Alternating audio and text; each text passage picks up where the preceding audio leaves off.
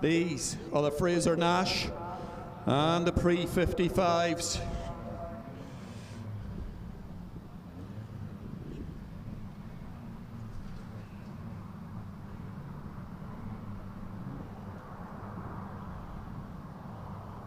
GP Trophy at stake. So on pole position, Joe Blanky Edwards. In one of the Fraser Nashes, then Chris Chilcott alongside. Chilcott it is, makes a bigger break. Ken McAvoy, local man to us, now makes a really good start.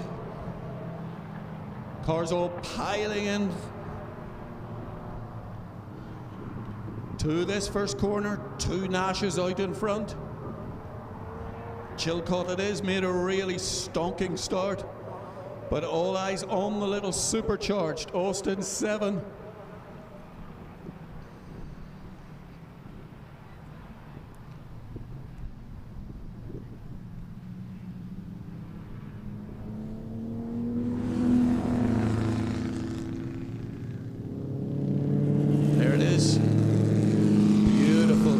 Seater. The Nashes, 2 seats with a squeeze.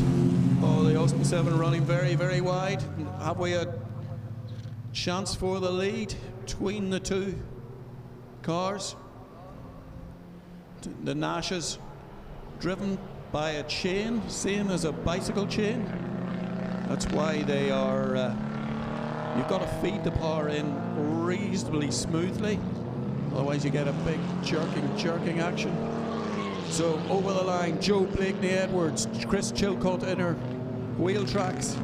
And then up already then Simon Blakeney Edwards in the little Austin 7. Ed Cassidy, Ken McAvoy, two of our local guys. And then Tony Canny, or Liam Ruth is up.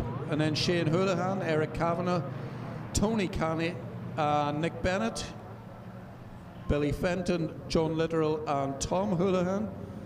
But look at the dicing through the field here. We're into the sort of Iona specials, which I believe are Riley engined and in amongst the Riley specials themselves.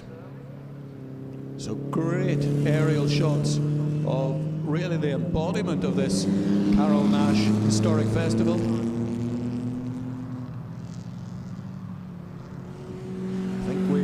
Looking at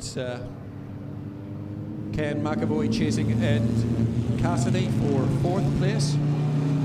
Both these cars well used in Ireland. This is McAvoy in the blue and the two Nashes out in front. Joe Blakeney Edwards in the car most regularly driven by David Wiley.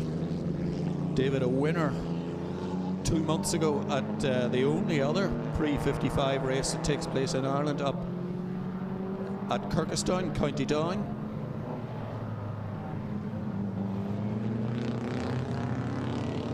So the Nash is streaking ahead. 2 litre. They made a 4-cylinder and a 6-cylinder. Borrowed the engines in from elsewhere, and Nash concentrated on production and honing a winning formula. Out and out, very, very typical pre-war sports cars. They were used absolutely everywhere, all around Europe. Very, very British in their harsh suspension, pretty traditional, whereas the Italians got innovative and the French got wacky. And in all the sheds in Ireland, they took the best of every, picked and choose like in a toy shop, in a sweet shop, and picked and chose the best bits from all round Europe to make a very successful Irish special. So the little Austin 7, we've just seen it flash past the screen, and look at this dice between Ken McAvoy now, and he is being challenged by Shane Houlihan in the green car, and Houlihan has the inside line and gets the nose in front of McAvoy. Ken, an architect, well-known Dublin practitioner. Oh, Houlihan now just blows past, absolutely blows past Ed Cassidy rather. So Houlihan on a charge, and now battle rejoined between Cassidy and McAvoy. Red car, the Iona Special, and McAvoy's very quick little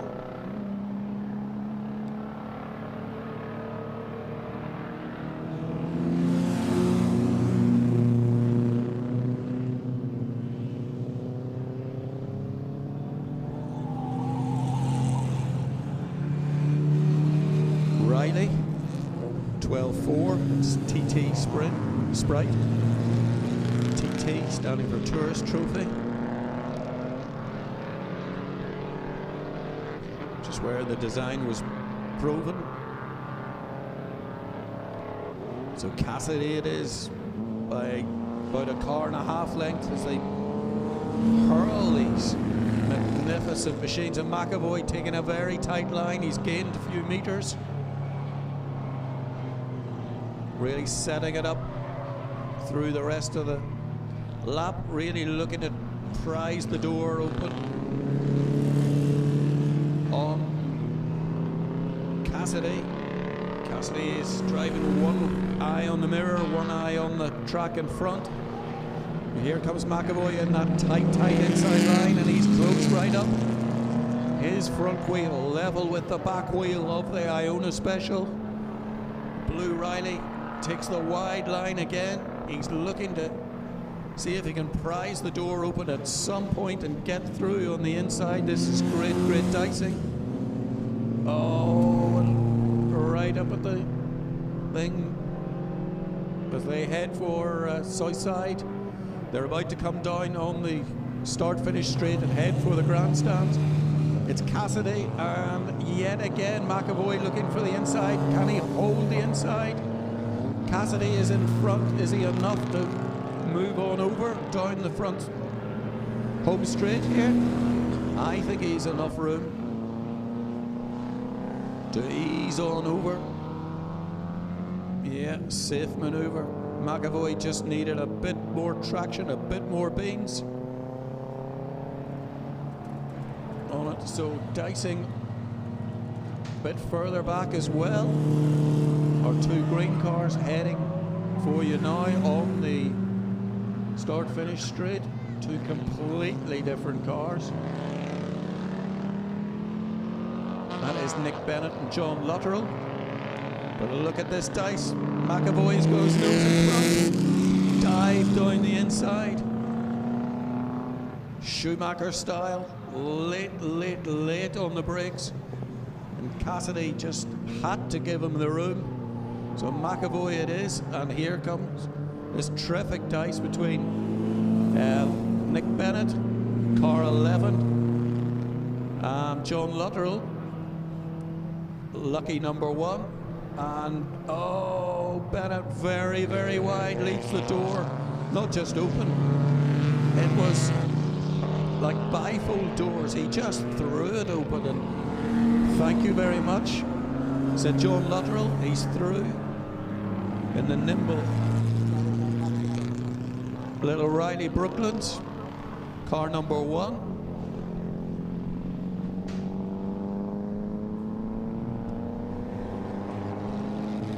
So Luttrell it is. And has Ken McAvoy got away? Yeah, Luttrell it is. He's just putting a little bit of distance to himself, and now Houlihan is in turn going to come under pressure.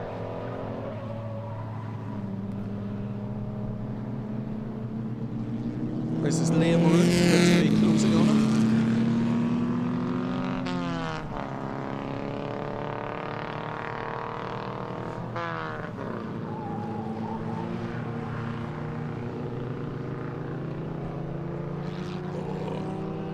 So we have 5 minutes and 30 seconds left on the clock. And why do I say it? Because these vintage cars get very, very hot under race conditions. They don't race that often. And so everything starts to get a bit hot. The engines start to get hot, especially on a day like this. The brakes can get absolutely cooked. They're not used to it. Oh, look at this dicing. Here we go. It's the little Austin 7, I believe.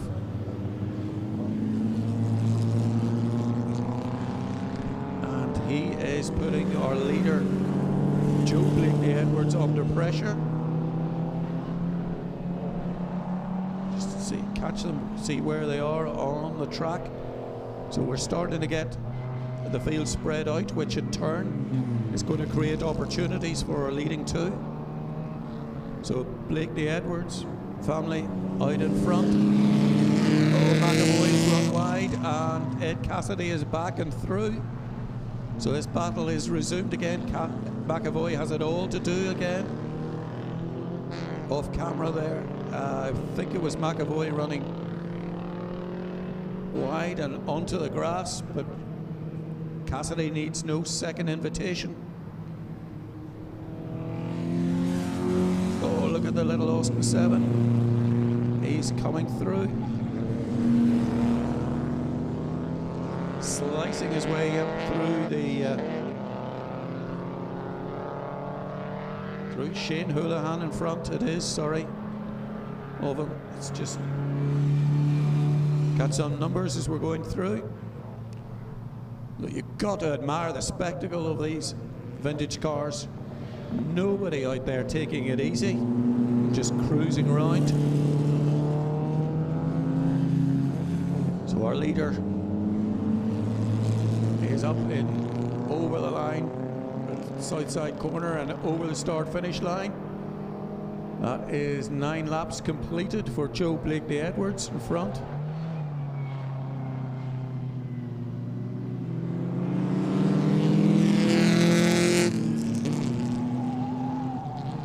So just keeping an eye out at south side corner and heading up and over the start line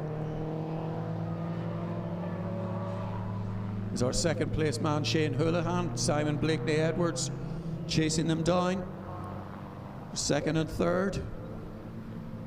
So let's just admire the little Fraser Nash coming through the field. This is Joe Blakeney Edwards. Car normally driven by David Wiley, originally from Belfast.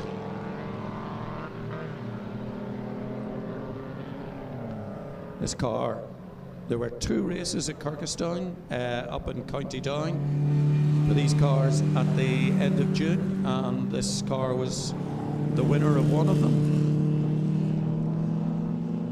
So another lap completed for Joe Blakeney Edwards. Time left on her clock is 2 minutes and 8 seconds.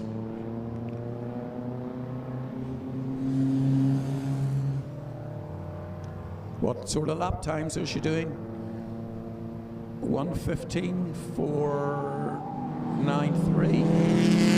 The fastest lap is the other Fraser Nash that gave chase in the first lap or two. It is a 1:15.33, but that car is retired now. McAvoy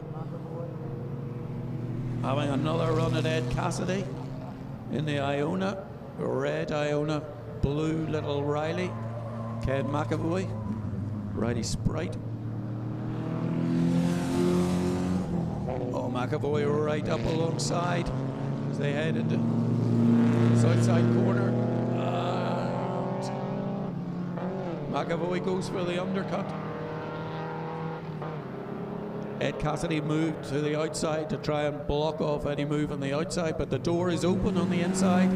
McAvoy, thought about coming through the inside, but he would have been absolutely and probably over the limit of the brakes of this little Riley at this exhausting stage of the race.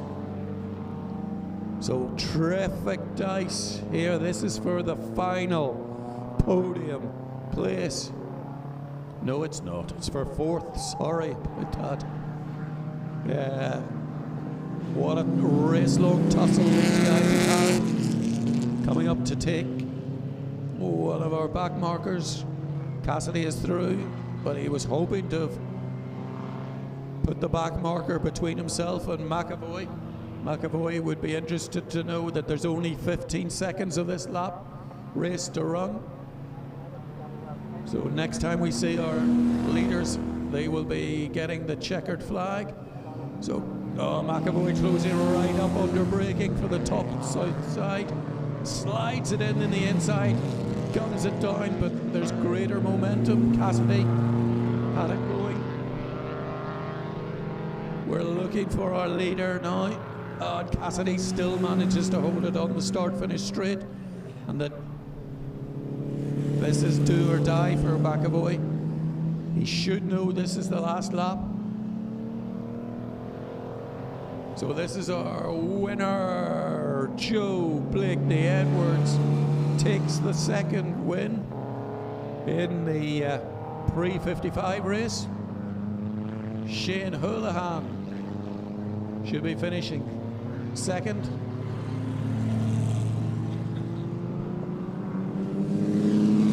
Checkered flag for field. Billy Fenton, car 31, over the line in the little Ford Special.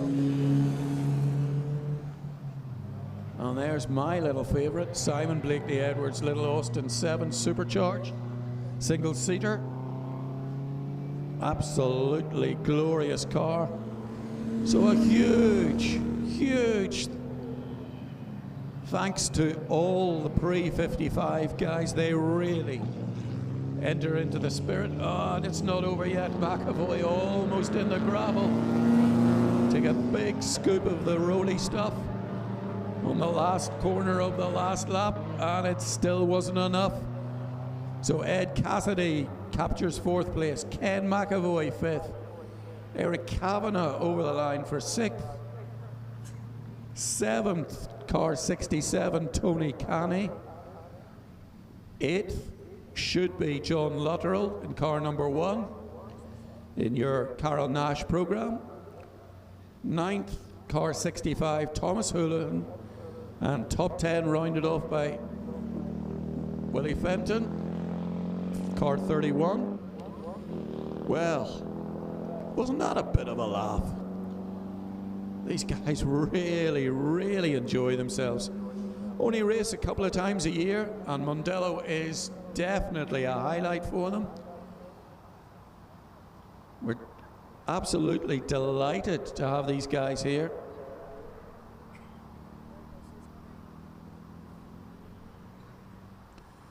Cars all rejoindering in the paddock.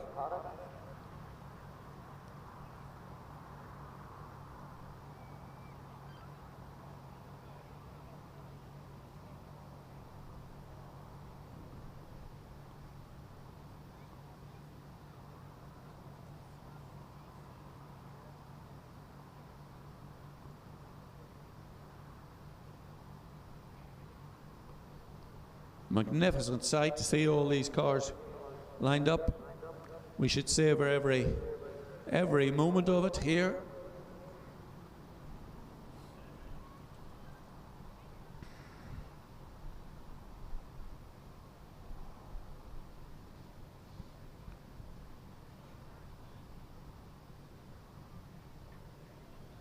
So pre-55's terrific value.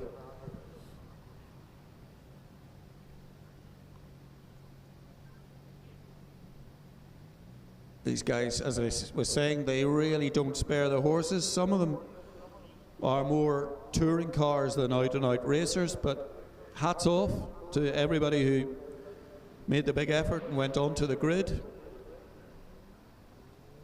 Good turnout of 55s. We'd love to see more.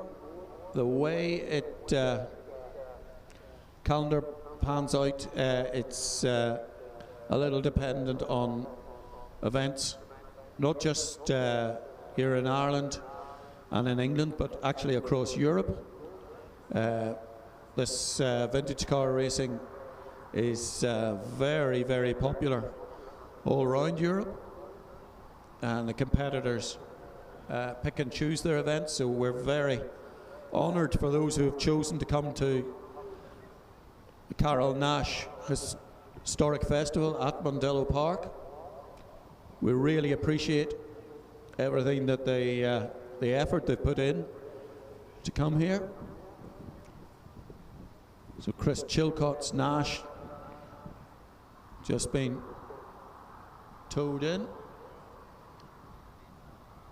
He can't actually see where he is out the window, but it's all rolling okay. It'll not be long before he's back in the paddock.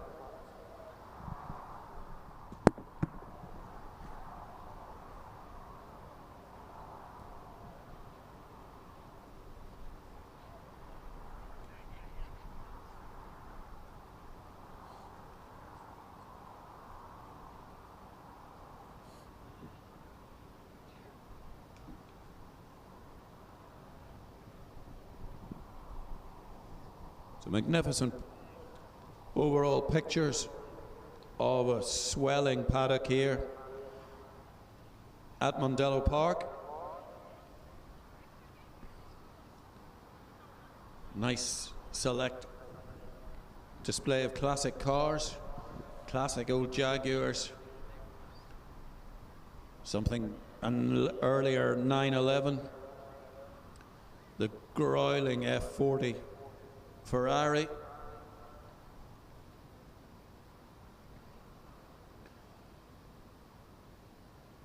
was an Alfa Romeo. They're a very nice car earlier on. Spider I used to have myself, but his was an earlier version, so always appreciate these.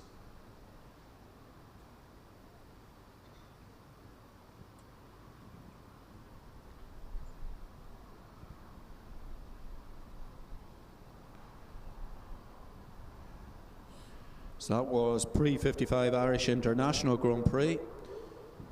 And next up will be the historics. So later cars from the 60s.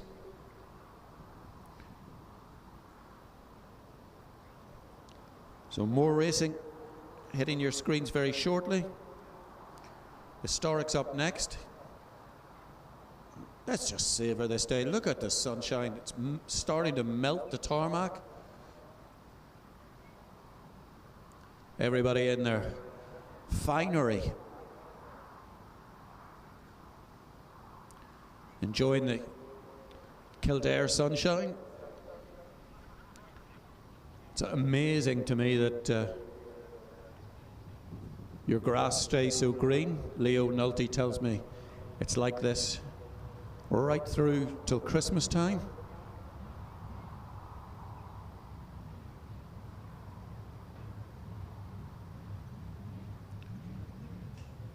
So the remnants of the pre-55s filtering their way through the paddock. Lots more to see on the inside. Trade stands, food provisions. Let your children go on the old traditional fairground rides.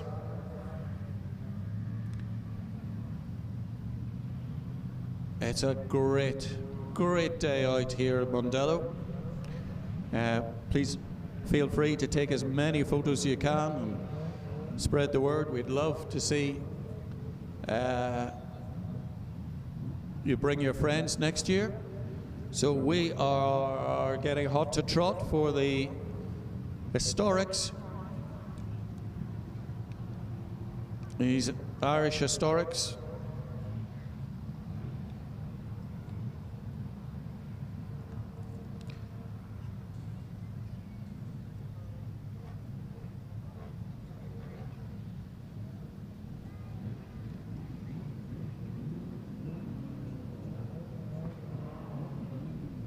Been led away by the two big grunting V8s.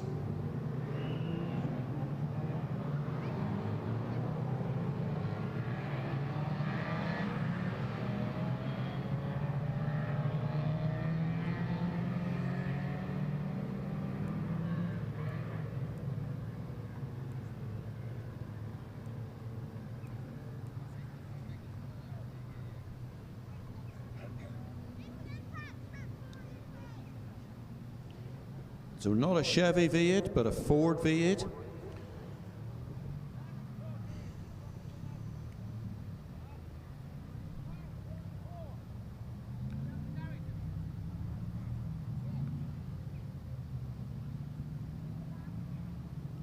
So I think in pole position it is Jackie Cochran, Jackie from Armagh, Sunbeam Tiger, 4.6 litre American muscle under the bonnet, and then something completely different underneath. 4-cylinder, little agile, light, nimble Crosley 9S, Ford Z-Tech power, and it's Dave Griffin, dark blue Crosley 9S. So it's a little space frame clothed in the most beautiful little body. He's actually on the second row, but it's another of the 9S's, Billy Crosby. Lines up alongside Jackie Cochran on the first row.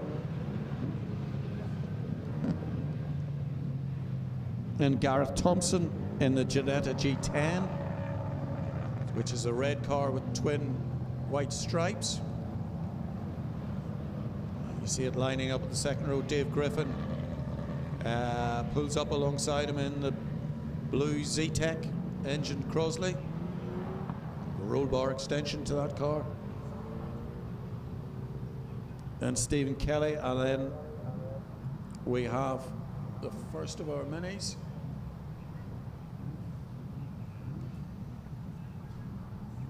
Which is Kevin Flanagan.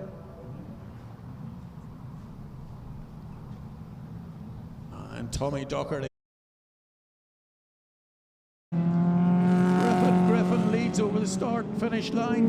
And here comes Thompson. Just listen to the full revs of that big American lusty V8. Oh, Griffin locking under braking. Thompson has him rattled. But Griffin holds it out and stretches, pulls away. Magnificent traction out of turn one. Super driving from Dave Griffin. Super driving. So Dave Griffin, car number 12, holding off the much larger car of Gareth Thompson. Billy Crosby giving chase in third, and Jackie Cochran, similar engine in a Sunbeam Tiger.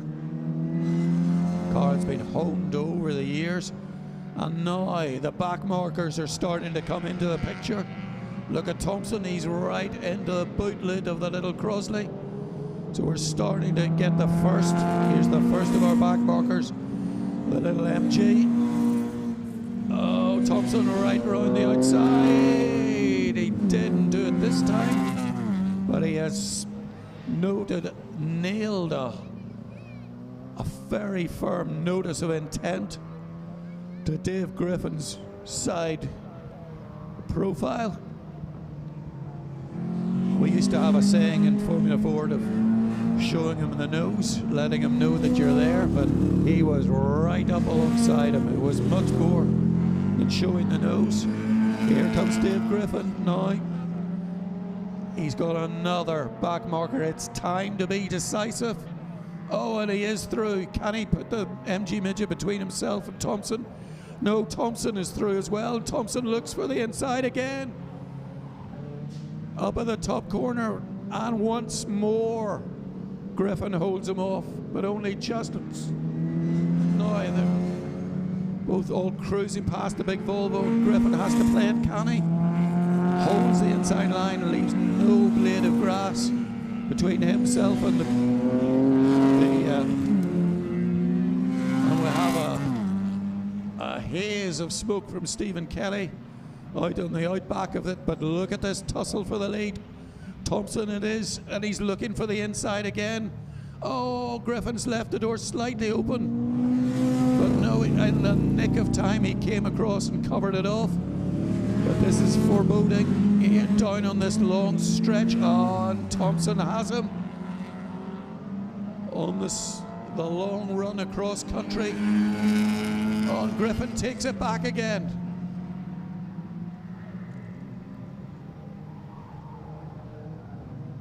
So Griffin it is, leading Thompson. And Jackie Cochran is through and past Billy Crosby for third. So the big V8 second and third. They have 5 minutes and 25 seconds to convert this into a win. Are you going to bet against it? Griffin, can he hold off? He must be sweating in the small stuff. Look, here comes Thompson again over on the open country. Brilliant traction from the little Crosley, but under braking, I have to say that Ginetta is, you would have thought would be at a disadvantage, but he's getting huge chunks of time on under braking. Great dicing all the way through the field. We're looking at the midgets. We're looking at, here comes our leaders. Oh, Thompson absolutely on the loud pedal. You can see the speed differentiation. Has he done enough yet? He's come across on Griffin. Griffin must look for the undercut here. He does a classic little undercut move, but can't quite get it to stick. Thompson makes the Ginetta very, very wide. It's already wide, but it grew like 3 meters there, and now we are into the back markers as Stephen Kelly abandoned ship. Thompson it is. There was a little bit of air and inevitability about that one. And oh, this is brilliant fight back from Dave Griffin. He has not given up. There's 3 minutes and 45 seconds, Dave, till glory. Goes for the inside. Shows Thompson the inside.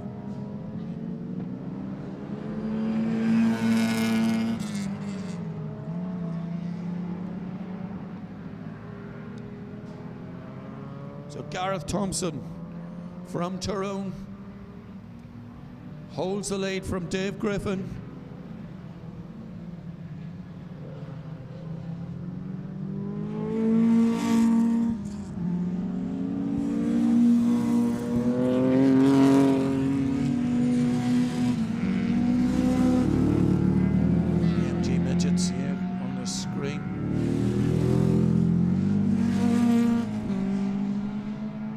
Griffin it is. He's wrestled the lead back. Our local man. This will be a hugely popular win. By stealth he has got there. Thompson is closing yet again. So let's hear a tremendous cheer on the start finish line. It's Dave Griffin has taken the lead back. Oh, Thompson right up on the outside, absolutely level with him. Griffin goes wide. There are 1, 2, probably 3 back markers on. Griffin takes to the grass. His desperation to get past Tommy Doherty. And he's managed to do the magic, which is putting a car between himself. And now he has to dive for the inside, and again manages to put a car between himself and the menacing Ginetta. Thompson it is. Cruelly penalised, but within 400 or 500 meters he's closed right up again on Dave Griffin, just showing what the car can do. This is absolutely tremendous. They're up in the top south side corner already again. Griffin again puts another car between himself and Thompson.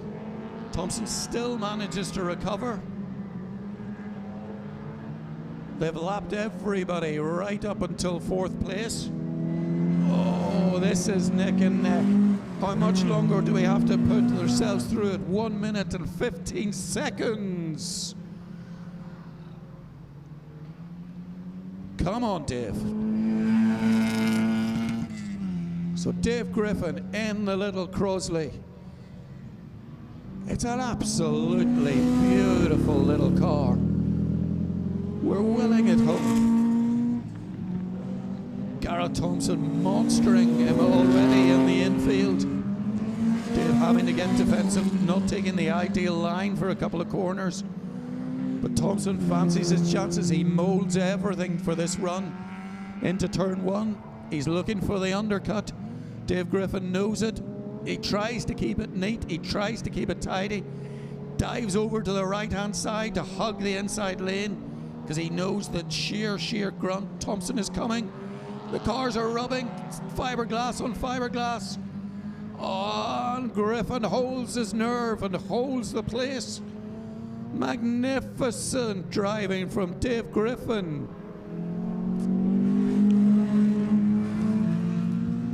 Shooting through on the inside. Griffin again puts a back marker between them. The back marker very obligingly moves over. We're going to get, this is the run to the flag. Flag being prepped, I believe, down beneath us here. So Griffin it is, leads on the dash up to Southside corner. This is Gareth Thompson's last possible chance. There's a Mini in the way. Can he take advantage of it? No, Griffin it is. Takes a magnificent win. Griffin, Dave Griffin, takes the win in the Crosley 9S. Gareth Thompson, what a fight from a very poor grid position, and indeed has to be said, not a great start. Billy Crosby over the line in the other Crosley 9S. If you like these little Crosleys, you can waltz up to the Crosley factory here up in Hollywood, just outside Belfast, on the Gold Coast. Place your order. They do them in a couple of different specifications. So, freely available. Dave Griffin, is that the race of the weekend? He must be about 2 kilos lighter than when he started that race. Well done, that man. Dave Griffin, absolutely tremendous. Hats off to Gareth Thompson for making a race of it. He never, ever gave up. Well done, Gareth. Well done, Dave.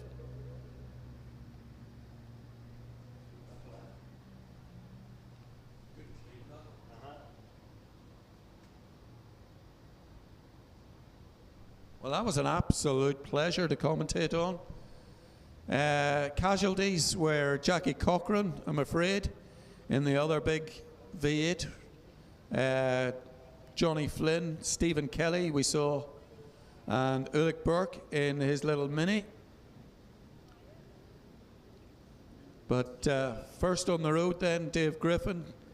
Second, Gareth Thompson. Third, Billy Crosby. Fourth, and lapped where was Clive Brandon in the Lotus, in the Gold Leaf Team Lotus colours. Tommy Docherty in the big Capri, 5th overall.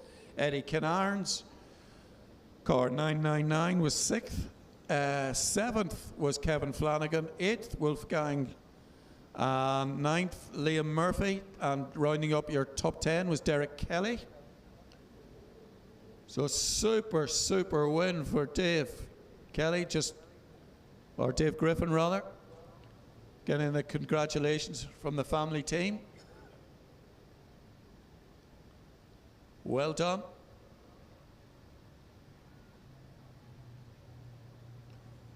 There's 10% off every car at Bill Griffin Motors all week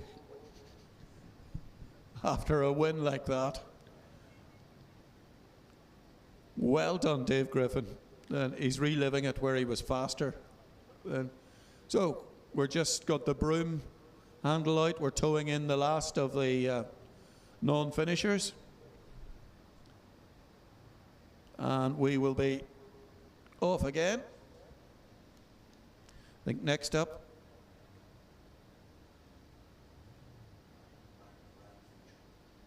is the Martin Perrine collection laps. I know a lot of you have been looking forward to this, these cars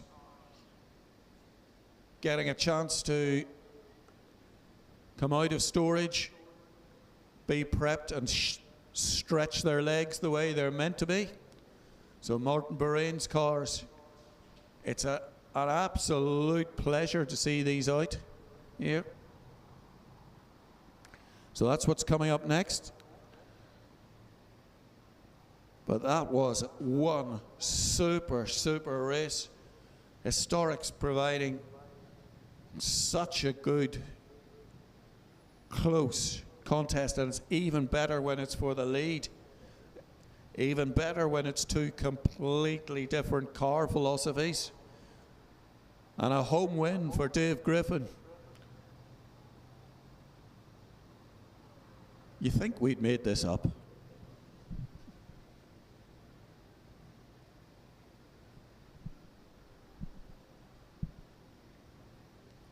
And still the sunshine beats down here at Mondello Park. I'm just trying to see if there's any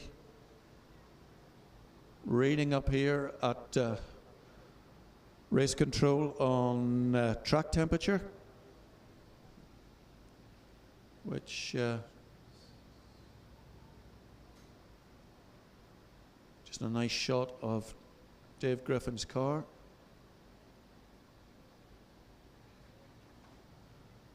So, do you want to have a guess at it? We've managed to rustle it up. Have a guess at the track temperature. 37.1 centigrade. Are we in the right country? 37.2 as I'm speaking to you there. That's the hot air coming from this microphone. And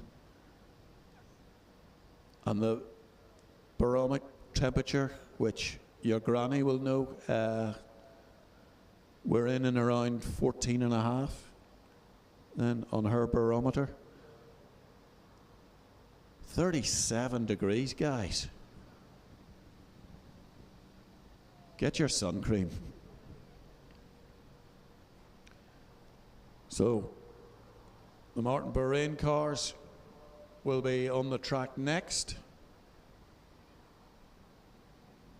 But a final thanks to all the historic competitors, from our midgets, from our minis, who are all dicing amongst themselves, keeping our crowd entertained. But what a battle for the lead. Gareth Thompson,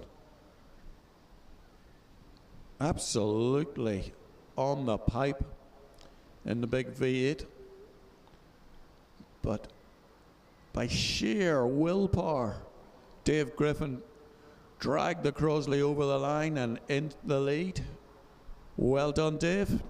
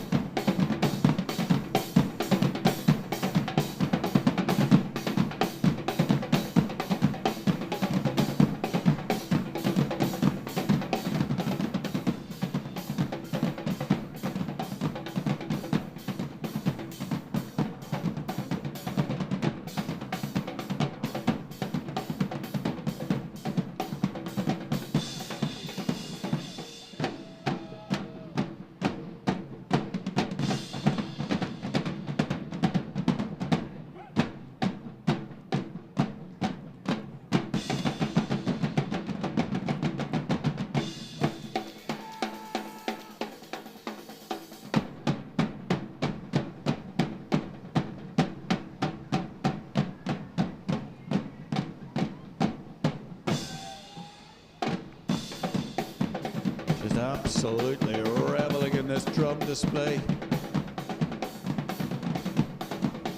All the families enjoying it.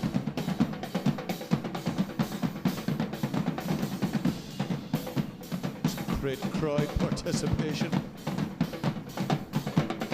And so skilled, these guys.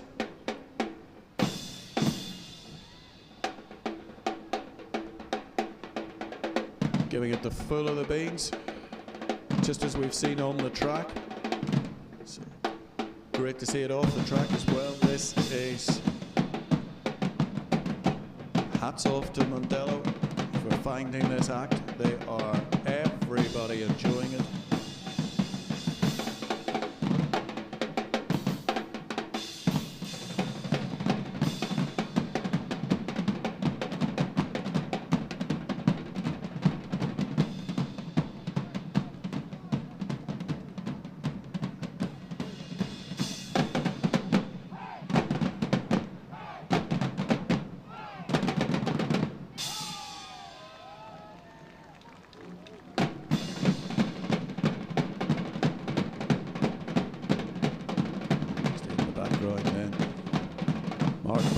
Cars starting to come on out.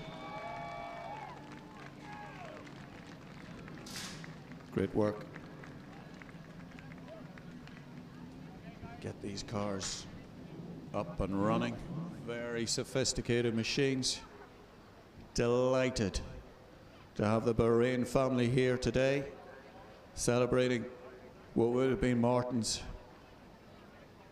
big birthday.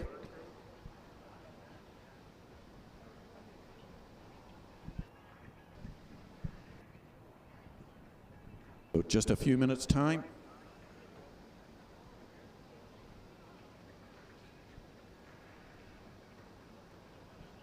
So drummers, just one more encore.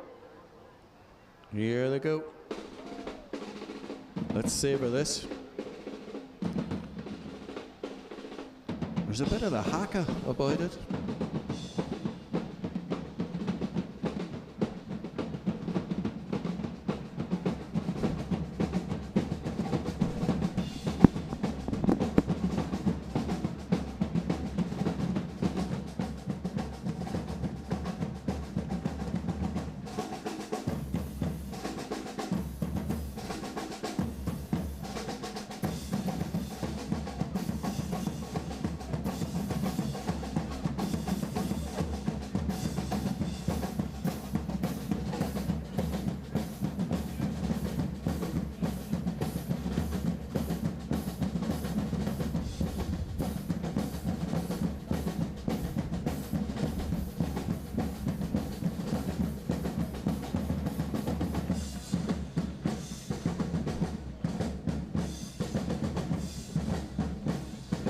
Magnificent cherry on top of a superb day's racing here at Mondello Park, the Carole Nash Historic Festival.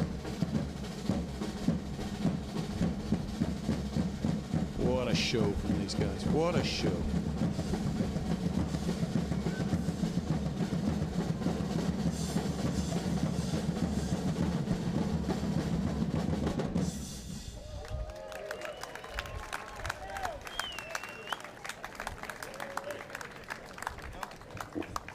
Absolutely. Absolutely. So simple, so skillful. A really, really terrific enhancement to the afternoon. Well, ladies and gents, we are back guys. live in the pit lane. What about those Celtic drummers? I could save Niamh a few quid. If I had a USA biscuit tin and a couple of wooden spoons, I used to do that in the kitchen when I was a kid. My mother wasn't quite as impressed as everybody else. Joking aside, great entertainment here at the Carole Nash Historic Festival. We've just had a lunch with the Brain family, a lot of corporate guests and people like that, and some great stories about Martin Brain, not just about his involvement with Mondello Park, but Martin Brain, the man, and some stories of his life. We'll do an article on it shortly and put it up on social media because I'd be here forever. But not just a successful businessman, a very, very interesting man and a life very well lived. So We've done a few tributes before to Martin Brain, but nothing like this. It's absolutely wonderful. Roddy Green, our managing director, is here. The wonderful Susan Brain is with us. And what we're going to do today, we didn't pre-announce this, is we're going to rename the Bane Straight. Back in the 60s and 70s, the straights had a name. There was the Rotman Straight, the Ford Straight. It was just corners after that, you know, and it hasn't really happened lately. This is very, very cool. The Main Straight at Mondello Park between Southside Motor Factors Corner and Castrol Corner is from today going to be called the Bane Straight, which is pretty cool. So to mark it and to mark that, we've got Roddy and Susan, and they're going to unveil a little bit of a plaque on the Main Straight here, and then we'll have a chat with Roddy. So if you could just get that one. Let's get ready for a round of applause. There you go, ladies and gents. Round of applause for Martin Brain. It's the Bane Straight in memory of Martin Brain and his contribution to Irish motorsport. Martin had a vision to not just buy Mondello Park and save it from the banks, which he did, but to develop it forward, to build the likes of these garages, as I get sprayed with champagne. These garages, the pit lane, the suites, the extension, the tower, all down to Martin Brain. As a result of his vision, we got British touring cars here, we got proper British sports cars, international sports cars, superbikes racing here, all this stuff because of him. In 08, 09, when things went bad, we lost some of the UK classes. Mondello is now marching back towards that. There's more investment from the peer group and the Brain family, and they're very supportive. Roddy's doing a great job steering the ship for us. And Mondello's not doing too badly, which is great for the Brain family because they stood by, you know, through COVID, for example, when we was just locked up. All we did was open the place here for the locals to walk around on Saturday and Sunday. And believe you me, the bills still add up. So we've had unwavering support from that family and from the peer group and the group that Martin set up. And it's great to be able to honour him here today by having the Bane Straight in memory of Martin Brain. And we will continue to move forward, and we'll continue to talk to UK classes. What's happened here this weekend, well, it didn't just happen, you know, Niamh, Roddy, loads of other people were involved. And to have all you wonderful people down here, to have Alex Dunne down here, Martin Donnelly, David Coulthard down here, David Kennedy, John Watson, it's just been absolutely fantastic. It's only getting going. We've got more to do this afternoon, more chats to have. I might have a chat with Roddy Green if he gets a moment. Roddy, you knew Martin Brain, of course, and you knew his passion, and he cracked the whip, but he was massively passionate about motorsport and about this venue in particular. Yeah, Leo, as you say, cracked the whip, a very fair man when it came to the operation of the business, and gave us the latitude to build a business and build something for the future, which I think was the important thing, that he gave us the freedom to do that.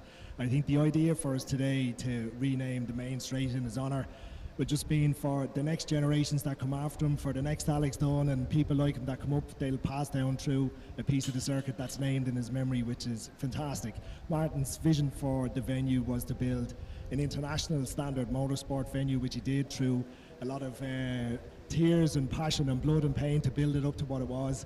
And you know, as you mentioned in your own speech, we had such wonderful international series like the FIA World Sports Cars, we had BSB, we had touring cars, we had everything that came through here, which is just possible from Martin's investment and his passion for motorsport, which is amazing. And I think that's filtered through us in the team here in Mondello, that, you know, obviously we have a passion for motorsport, but we have a passion to do things in the right way and in terms of Martin's memory, which is hugely important to us.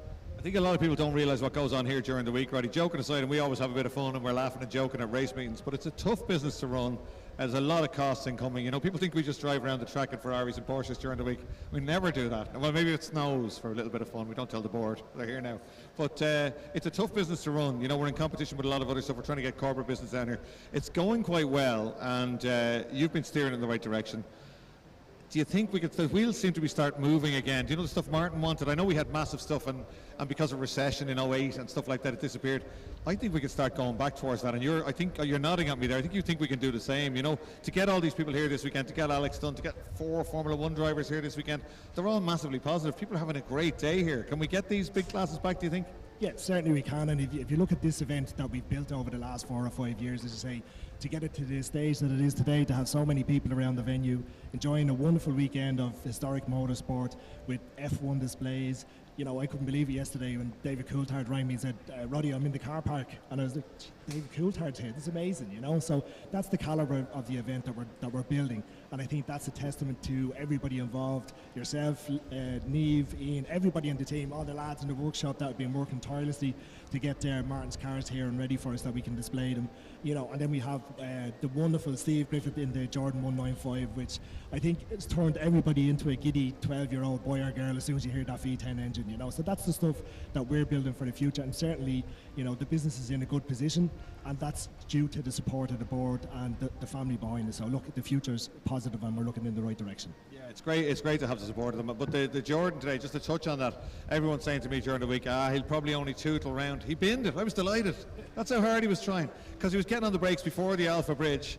And then the first lap with warm tyres, he goes bop, bop, bop down, and he doesn't brake. And I was going, and now he's warmed the tyres, and he's gone a little bit later. Next thing, into the gravel. And I was thinking, I know, like, his team are probably not agreeing with me. It's the best thing could have happened. Incredible. We haven't heard a sound like that, Roddy, at Mondello Park for many, many years. No, absolutely, Leon. As I said, it does. I was standing in the pit lane when Steve went out earlier, and it's just sends shivers up your back when you hear that V10. And I spoke to Steve after.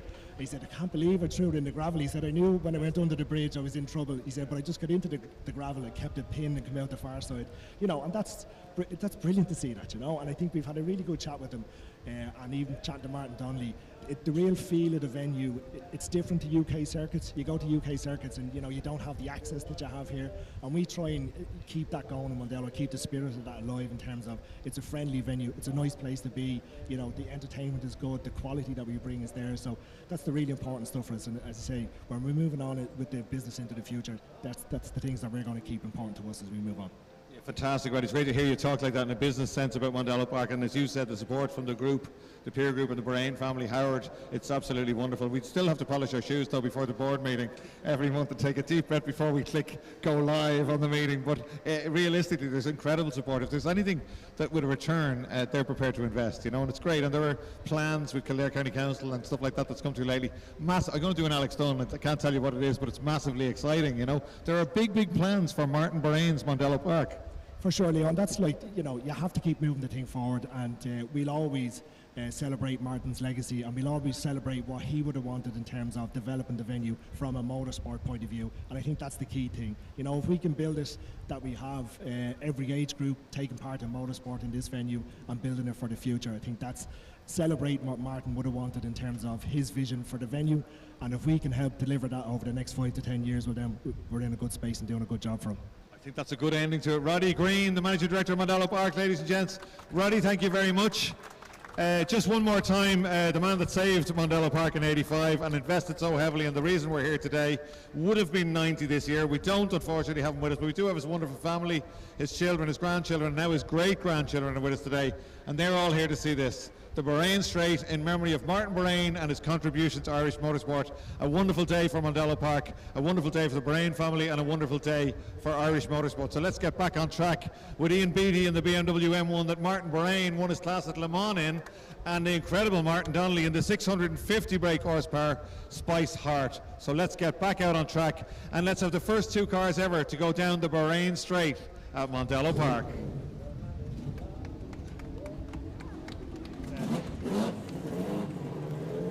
Thank you.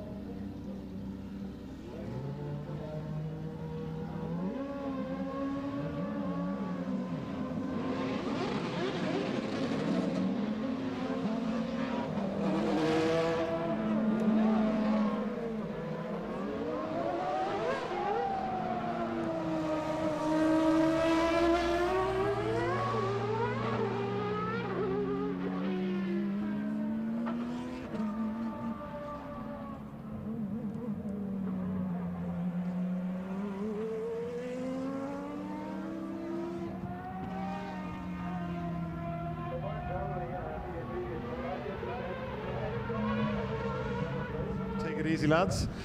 I don't think so. The boost turned up and having a real go there. It's great to see it. And the two cars pretty equally matched, although that Spice hasn't been out in a long, long time. Spoke to Martin Donnelly earlier, I don't know if you heard it, but he said a little bit of boost lag, you'd expect that, but he said incredibly quick, but brakes weren't great, so he had the guys bleeding the brakes as if it was a racing car. So with single seaters on track, and we've got a little bit of a added bonus because the Griff's Jordan is back out there. So there's Sylvie Mullins in the Sylvie Mullins Plantar car, liveried up like a 91 Jordan. It's a cool chassis with a hard Formula 1 engine. Then it's Dara Daly, the Dunshaughlin Charger in Martin Daly's World Series. He goes through. Then it's the incredible sounding Jordan Peugeot Formula 1 car. Nice and early on the brakes. It was in the gravel already. He was trying so hard earlier on. What a soundtrack when that car comes on. He's easing off now to let those other two cars get away from him. Keeping it warm, weaving around a bit there to keep a bit of heat in the tires. He will do a lap shortly. Sylvie Mullins on it straight away. Darren Grady won't be messing around here. Maximum commitment. The clue is in the surname. They're all nuts. They're not all nuts, but they're very, very committed to Daly. You see it from Dan Daly here years ago. Martin Daly massively committed, and Dara Daly is just so talented, so quick in this car. He's had a couple of Boss Ireland wins. Boss Ireland is big open single seaters, and he's been out front of that, beating Formula 3 cars that probably should be a little bit quicker around here. You know, they got massive downforce, but they don't have the power of this car. But it would take a lot of driving Dara Daly's car. Wheel spins a lot. Martin Daly telling me it's very hard to get the brakes up to temperature. You'd think that would just mean stand on the brakes a few times. Listen to that Jordan going down the straight. But actually you need really, really high speeds and really long braking distances to get those racing brakes up to the temperature. And if you don't have those, you will struggle and keep snatching a brake and locking a brake. And Martin Daly has had problems with that before. But Dara Daly, if anyone's going to get them up to temperature, it'll be Dara Daly. So they're out on track now, and they were demos all weekend, but you can sense the urgency. You can see the body language of these cars. They're beginning to push them on a little bit now as they head up towards, wagging the tail and hanging the tail out. It's outside of Sylvie Mullins. Then it's Dara Daly. Oh, the speed of that car in a straight line. It's a pity we haven't got the timing system on to get the speed trap. Late, good old-fashioned late turn in for Sylvie Mullins. Gets to the apex late, leaves him on the right, coming out of Castrol. That lines him up for Campion Corner. He uses all the track on the way out of Campion Corner.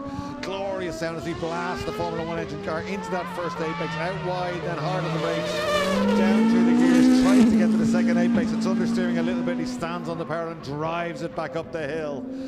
And Dara Daly gets right into that apex, but had two stabs at it. If you saw that, he's trying to get the car stopped. Nobody more committed through the first bit of turn 3 than Dara Daly. So these two really having a go. So Steve Griffith's going beautifully in the Jordan as well, but that's more of a display on the main straight.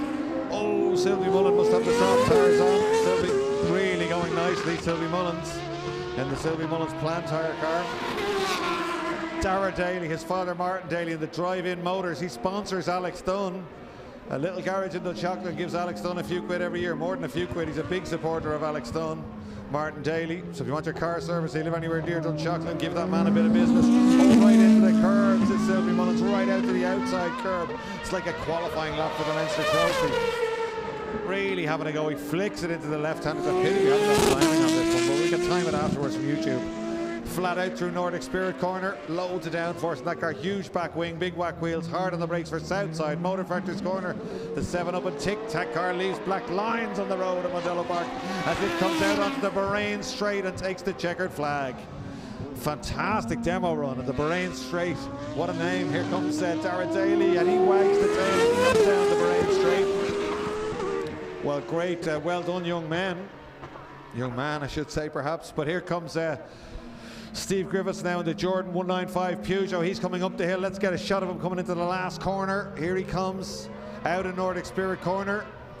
Hard on the brakes. We'll get that sound effect for the last time this weekend as the Peugeot engine gets the big loud pedal out onto the main straight. Doesn't it sound absolutely glorious? Give him a round of applause if you're in the grandstand. What a day at Mondello Park. Eddie Jordan's life yesterday. Martin Bahrain's 90th birthday today at Mondello Park. What a wonderful weekend at Mondello Park at the Carole Nash Historic Festival. Well, there you go, ladies and gents. Great entertainment.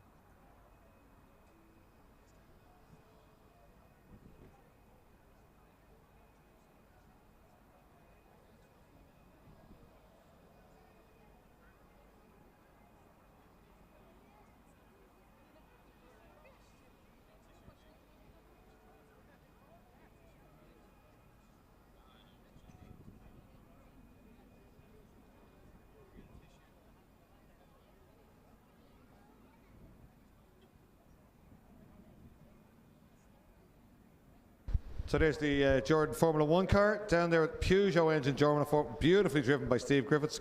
Great attention for that car all weekend here at Mondello Park. It looks fantastic.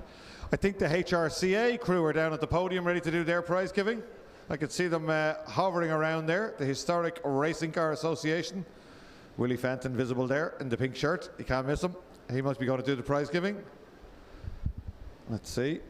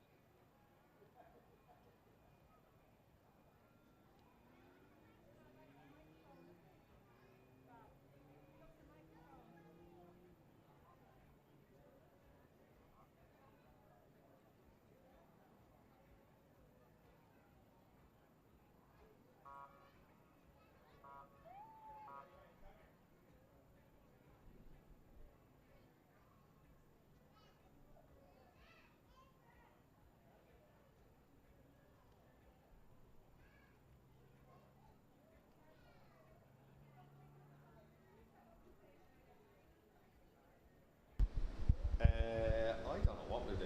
Put something on, let me talk. I don't know.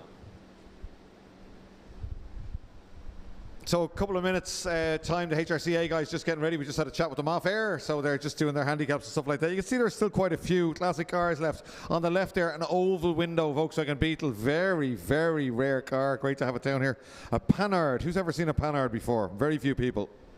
Google it if you like, in the centre of the front row. And then the two beautiful Hillman Imps. The one on the right is owned by Dan Rooney. You'll remember Dan Rooney if you're involved in Mondello for a long time, because he raced Imps and tuned Imps and built Imps engines, and it's great to have him here, and young Dan with him as well. Wonderful stuff. They came all the way down from Roscommon, and down meeting a lot of different people. If you want to meet the old Mod Sports crew or the old Formula Ford crew, I believe the Bill Griffin Motors tent is where you need to be. Ronnie Griffin is over there, Steve Griffin is over there, I think Cyril McCabe and Brendan O'Mahony and a few more. So a lot of old names are here. Dan Rooney certainly is here. A beautiful Renault 5 Gordini. We haven't seen one of those for a long time. Vectra, Opel Monza. We did have an Opel Monza race here, you know. Frank O'Rourke, when the Commodore was gone out of fashion, brought out a dealer Opel Team Ireland Monza. Didn't work too well as a production saloon car, and they handed it over to Austin McHale, who used it as a rally car. And you'll probably remember on the Circuit of Ireland that it was too heavy as a rally car, but fortunately for Austin, the tailgate fell off on every stage and the team got it and put it back. So it was not falling off by accident, perhaps, because the tailgate weighed a ton. Beautiful E30 BMW down there as well, and some beautiful XK Jaguars, and an original actual Ferrari F40. It's wonderful to have that here today. So we had Classic Alphas today. Carole Nash, of course, our sponsors have their little awning beside the podium there, and that's their target market, isn't it, right in front of them. If you want to get simple, easy to deal with, nice people and get your classic car insurance, speak to the crowd at Carole Nash. Not only do they support Mondello Park in this event, they do a lot of motorbike and a lot of classic car policy. So have a chat with them. They're approachable and they're friendly, and importantly, very, very easy to deal with. Just over to the right of that, you'll see the hub where you can buy Mondello Park merchandise. Everything from stickers to tops to umbrellas. Not that you need them today. I should say sunshades. We should put the price up and call them sunshades. All sorts of different stuff at the Mondello Park hub. And outside you can see the Ferrari and the Audi V10. They're two cars you can drive down here. If you want to drive around the circuit and you haven't done it before, mondellopark.ie, and just click on experiences. We've got Porsche Cayman S's, we got Ferrari F40s. I was going to say we don't have F40s. We have Ferrari 430s. We have V10 paddle shift Audi R8s. We have single-seater Formula Shane racing cars. There's the R8 on the right. V10 engine. You can see it through the glass back window. Very, very potent motor car. No restrictions, no limiters. And you could drive those cars here at Mondello Park. You can have a corporate event, do a sales meeting, and then come down and drive them, or you could just buy a voucher for yourself or for your buddy or for a birthday present, then come down and join us and do your voucher, do your day out here at Mondello Park. You can get videos done, all sorts of stuff like that. Very, very popular. There's always something on at Mondello Park. In case you think we don't do anything during the week, we're busier during the week than we are at a race meeting. There's always something on here. Early drive, if you're not old enough to go on the road yet, you can book an early drive voucher in association with Opel Ireland, and the E-Corsa SRs. Beautiful looking cars. You'll see them all around the track. You'll see them over near the museum. And they are, you can drive those. It could be the first car you ever drive at Mondello. There's a rallycross experience. There's loads of stuff there. So have a look at mondellopark.ie if you want to drive. Oh, there's the grandstand again. I hope we don't have any Coldplay moments. Let's have a look. Who's there? Blonde lady at the front giving us a big wave. She's got a coffee. There she goes. Well, I Shot JR. Who's got to stand up there? Stand up, the I Shot JR t-shirt. Come on. Now, beside the blonde lady, look on your left. Give him a nudge. You need to stand up. Look, he's like Tom out of Father Ted. Father, I've killed a man. Look at him. I Shot JR t-shirt. Brilliant. Fantastic. Who do I see there? Any of the Ferrari Club? We've got a couple of other t-shirts and hats. Let's have a good look around here. Who's the lady with the stick? What? I hope that's a fan, is it? She looks like she's about to bait someone. Oh, feckin' Egypt. It's upside down. It's upside down. Yeah, feckin' Egypt. There you go. Now she has it. Beautiful. Any McLaren fans? Yes, we have. There's an Alex Dunne fan there in Papaya with a Ferrari fan beside. Oh, we won't boo Ferrari just yet. A Yamaha man behind them. This is great to see all these people. Look, all giving us a wave. There we are. Look, Jim, there we are. Oh, look at this young kid in the grey t-shirt. This is fantastic. Everyone get any Coldplay moments? No? Anyone want to give us a camera kiss like the baseball in the UK? No? And in America? No? Not just yet. Look at this Ferrari hat on that young man over there. Great to see it. This is a great old shot, isn't it? Emirates. Oh. Anyone else? Oh, she's looking well away. Look at the two of them with the shades on. Is this a Coldplay moment there at the front? Are you going to see them going different directions? No, not just yet. Don't zoom in too much. No, she doesn't like it. No, no. Down the front, number 28. Give us a smile. Big 28 in the t-shirt. Oh, look at that up the back. There's enthusiasm for you there. That's the best side of the grandstand now. Right up there. Brilliant. Look at yourselves on live TV. This is great, isn't it? A drone in front of the grandstand. Absolutely fantastic stuff. I hope you're really enjoying the Carole Nash. Oh, there's more. Look at the orange again. And more Alex Dunne supporters over there. Oh, Spider-Man down the front, is it? It is Spider-Man being waved around down the front. Give us another wave of Spider-Man there. Look at that. Spider-Man does whatever a spider can. Fantastic. We love having the young fans here, and this weekend seems to have brought them out. Look at that for a smile. His little sister's a bit shy, but Spider-Man's not shy at all. This is great stuff. Great family day out at Mondello Park. There's a bit more papaya up there, a few more Alex Dunne supporters. Great to see them. I don't know where he went. He was in the lunch with us, and there were people waiting outside the door, and he was gone all of a sudden. I think he might have escaped through the kitchen. I'm not sure. But he did spend the guts of an hour signing autographs and getting stuff signed earlier. So if he's still here, and I'm not sure if he is, I suspect he is. Thank you very much, Alex Dunne. Great chats with Alex earlier, and we were asked him all the direct questions. Oh, look at this. Where are we now? Is this turn 2? Can you see yourselves? They don't have a big screen, so they don't know they're on telly out at turn 2. They're just relaxing on the grass. Campion Corner, named after John. They do. They see themselves now. Give us a wave. Come on. Campion Corner on the inside. There you go. What about the chap in the McLaren t-shirt? Are you not going to wave? You're not supposed to be here. Did you ring in sick? There he is. There he is. Papaya supporter, another Alex Dunne supporter. This is great. Good place to watch. I used to watch there with my dad as a kid. Turn 2. Boac. Back in the day, BOAC was the name of that corner. You were a big man if you took Boac flat before this circuit had a proper surface. But a good place to watch, well chosen by those people. The apex of Campion Corner. There's more of them there. A little bit of a picnic. Look at this, the rug and everything. Yep, great stuff. Give us a wave. Fantastic. Oh, that's the way to go motor racing, isn't it? Don't we love this? Absolutely fantastic. Brilliant.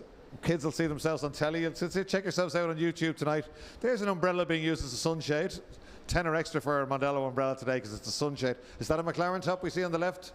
The gentleman in the white cap, is it? It's orange, certainly it is. Yep.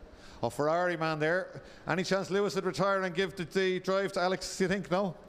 We'll give you a cheap McLaren t-shirt if it does. A thumbs down. No, he wants Lewis to stay on. Well, actually, David Coulthard did say to us yesterday that he was hoping that Ferrari he'd love to see Alex getting in on a big reshuffle, but he said he would love to see Ferrari give Lewis Hamilton a car that he could drive again. He said that drivers can slow down in terms of their qualifying speed as they get a little bit older, but they don't drop in race speed as much as he has, so he suspects it's the car. And John Watson agreed with him. There's more of our guys there on the bank watching. Look, there's us. We're on the telly. Give us a wave. Any chance of a wave there, lads? Fantastic. Hope you have your sunscreen on, have you? You have? Good. Yeah, brilliant. No Coldplay moments there. They're all comfortably sitting where they are. Nobody running for cover just yet. Still a few Jordan tops going around. It's great to see them down in the paddock there. Some of the classic cars beginning to shuffle around a little bit. The ice cream man, I think, is almost done of 99s. There can't be too many left in those two little vans. 3 vans, I think there are down there. So great entertainment. Great to see it, isn't it? Don't you love to see the families down here and people sitting out at turn 2? There's a good aerial shot. Katie's doing a great job flying the drone all weekend, almost under everyone's noses. It's great to see. There's another ice cream van, Mark's Models. Down on the bottom, the European Motor Show are with us today. Look at that. Watch out for that. The end of January in Dublin, the European Motor Show. Big Formula 1 name coming to that. They've told me who it is, but I can't tell you. That's the European Motor Show. Then that's Miles O'Reilly selling all the books. Loads of books there. 2 stalls, 3 stalls. Kevin O'Leary there getting in out of the sun. Kevin, give us a wave. Can you hear us? No? We can see him there from the drone. That's the Ford Focus. He sells all the dinkies and Matchbox cars just there on the very, very left of us. So we're seeing all the tree. Could nearly zoom in and see what cars he's selling there. This is great footage, isn't it? Really, really cool as the drone just circles around the paddock in Mondello Park. All the picnic benches. That's one of the big screens on the top right. That's Kevin O'Leary there. I wonder, could we fly in the left-hand door of his Focus? We probably could. Right down there. Great stuff. Miles O'Reilly down there on the right. He's selling all those Look at this. Great footage. So if you want any dinky toys, model cars, anything like that, Kevin O'Leary is the man. We're going to see him on the telly there. He must be hiding. Maybe any VAT receipts? Maybe that's why he's hiding in there. I jest. He's a great man for the flea markets and everything, of course, Kevin.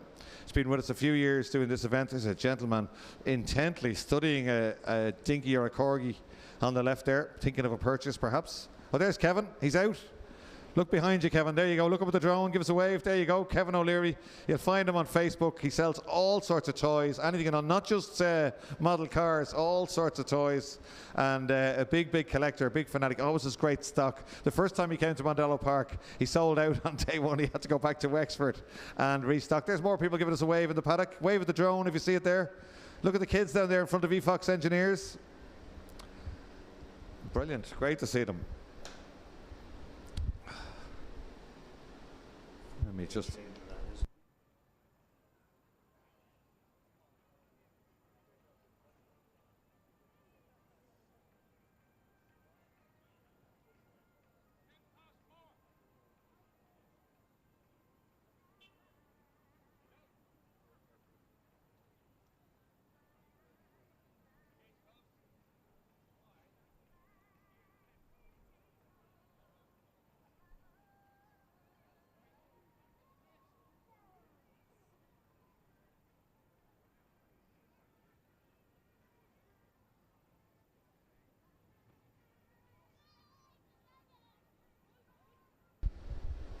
So it's still all hustle and bustle. We're getting towards the end of day 2 now, but people still hanging on and still having fun. Martin Donnelly still here, John Watson, Derek Daly, David Kennedy, massively accessible. They're wandering through the paddock as if they're just normal spectators. There is no superstar there with them at all, and I really, really enjoyed interviewing them there all weekend. Let's have another look at the drone in a minute and see who else is around. Thought I saw Mick McArdle down there, McArdle Motorsport. Let's have a look. We'll send the drone down after him now. Some beautiful classics there.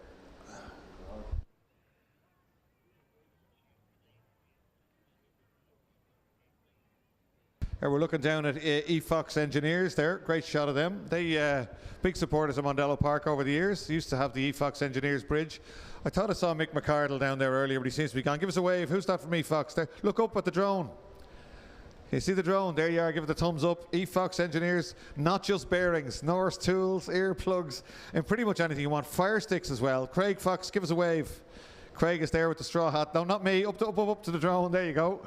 So have a look at eFox and have a chat. There's Craig on the right with the straw hat on. He's at every single, I think we've cloned him. He's at every single classic car event really around, and a great team of guys in eFox Engineers. So great fun here today. I did think I saw Mick McArdle there, but he's escaped wherever he was. Someone's pointing at him. Where is he? Over towards the first corner. He's a ZTEC racer and he's great fun, great on social media, and his kids are big into it. One of them starred in Mondello Park, was in the local paper and everything at the launch of the Siltec Safety ZTEC Championship. So Mick is down there somewhere, I think. Well, there's somebody else waving with a little man with a Ferrari hat there. Oh, great stuff. Give us a wave. Lewis Hamilton or Charles Leclerc? Who are we supporting there? He's not sure. He's got the Ferrari hat on. He's got his mum with him. It's great to see. So yeah, still people wandering around, absolutely fantastic. Oh, he's back into view. Ferrari hat again. The drone is going to follow them now for a while. See who else we can see down there. This is brilliant. Don't you love to see kids wearing the Formula 1 gear? Oh, there's Katie with the drone. Look, she won't like to be filmed herself. She's been papped by her own company. Look, that is the lady, the young lady who's done all the flying of the drone all weekend. It's a thankless task, and joking aside, it's great to see her and to thank her, because Martin and See It Live, I said this earlier, they care about the quality. They don't just want to cover the races at Mondello Park. They want to improve it with the Martin Brain mindset. See It Live want to move on, and they want to make it better. And they keep ringing me, Leo, we think we can do live on board. We think we can do a drone. We think we've got 2 drones. Great people, and they're great partners of us here at Mondello Park. And I'm delighted that we were able to, with the help of our sponsors, we're able to bring them here for this event. The Beacon Hospital, Michael Cullen, a great partner of Mondello, and he helps us, and he brings them to the ICCR events. If you're liking the motor racing element of this, ICCR.ie, come down and see the motor racing here at Mondello Park, because it is massively exciting and gets great exposure.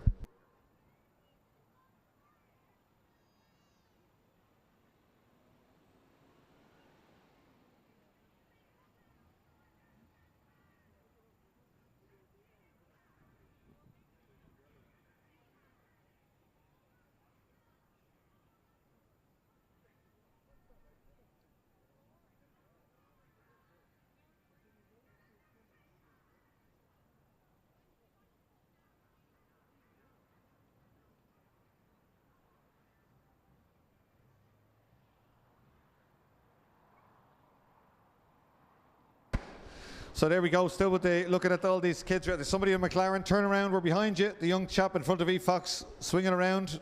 Left, left, left. More, there you go, straight up, look up, look up. There you go, give us a wave. There you are, look at the kid in the McLaren t-shirt. There must be 2 drones up there. They're all looking the wrong way. I think we've got 2 drones, you know. If you turn around and look up, there you go. The gentleman in the green t-shirt has it sorted. Everyone looking up into the air to see what's happening. That drone is there you go, the fire stick, safety stick. Every classic car needs one of those. They're a great job. We've used them here at Mondello Park, and we have them in a lot of cars. There's the Alfa Romeo bridge. Kieran Cusack and his dad Jim Cusack, very welcome visitors with us today. And of course a number of other people from Gowan, the Gowan Group, Gowan Auto, who are with us, Richard Dillon. Great to have them here today. And that's a beautiful shot of that Alfa Romeo. And at perfect timing, I see the Alfa Romeo Giulia Veloce is doing a lap. You'll see it just at the top of your screen now. Coming into view, 280 brake horsepower. It's going to come back in the pit lane. That's our course car for the weekend. Absolutely beautiful machine, very, very quick. It's not the Quadrifoglio, but it's a Veloce, 280 brake horsepower, 2-litre turbo, and absolutely stunning in Alfa Romeo red. 3 Alphas in the pit lane this weekend. The safety car is an Alfa Romeo Junior EV, and then a hybrid version of the Junior is the medical car, which thankfully hasn't moved all weekend. So there's the Alpha coming down the pit lane. The drone is just absolutely wonderful addition to the coverage here at Mondello Park, as some of the Formula Fords begin to peek their noses out of the garages, and Chris peeks his nose into the commentary box. He can smell a Formula Ford race at a mile distance away. So yeah, Formula Fords have been great. He's an authority on them. It's a difficult struggle to try and get more of these cars back out. It's not anybody's fault. When cars are parked up, it's very difficult to get the drivers to get new overalls, to get new belts into the car. But Chris has done a wonderful job. But I'll let him tell you his social media pages. Follow them, K-Town, Formula Ford 1600, and a few others, because they're well worth it, and they do work very, very hard to push these classes, and they're more than a little bit entertaining as well. So do follow Chris, tongue in cheek, perhaps just a little bit, but that's what we love here at Mondello Park. So there's the drone. It's going to have a look at us now. I haven't even got my hair done. I can see the drone outside the window. There we go. Belly's in, lads. There we are. Andy, myself. Good stuff. Oh my God, we should have tidied up all those wiring. I sound like my mother. You should have tidied that up if you thought we were going to have visitors. Breathe in, Leo. Breathe in, yeah, that's it. Come on, we'll all go over to this window and wave at the neighbours. It's going to come round here in a minute now. Come on, lads, all over here for the first communion photo. Sorry, Chris. There we are. Give the drone an old wave there. Katie doing a great job. That's because they filmed her now. She wants to film us. So great stuff. It's busy up here in the commentary box, and massively high temperatures. 1 bottle of water between us. So there we are. We'll sit back down. She's still filming us. There's the static shot. The hurdy-gurdies are still going. I was hoping to have a go, Chris, on the chairplanes there, but it wasn't offered to me. And I didn't have enough pocket money to jump on board, but they're busy all day.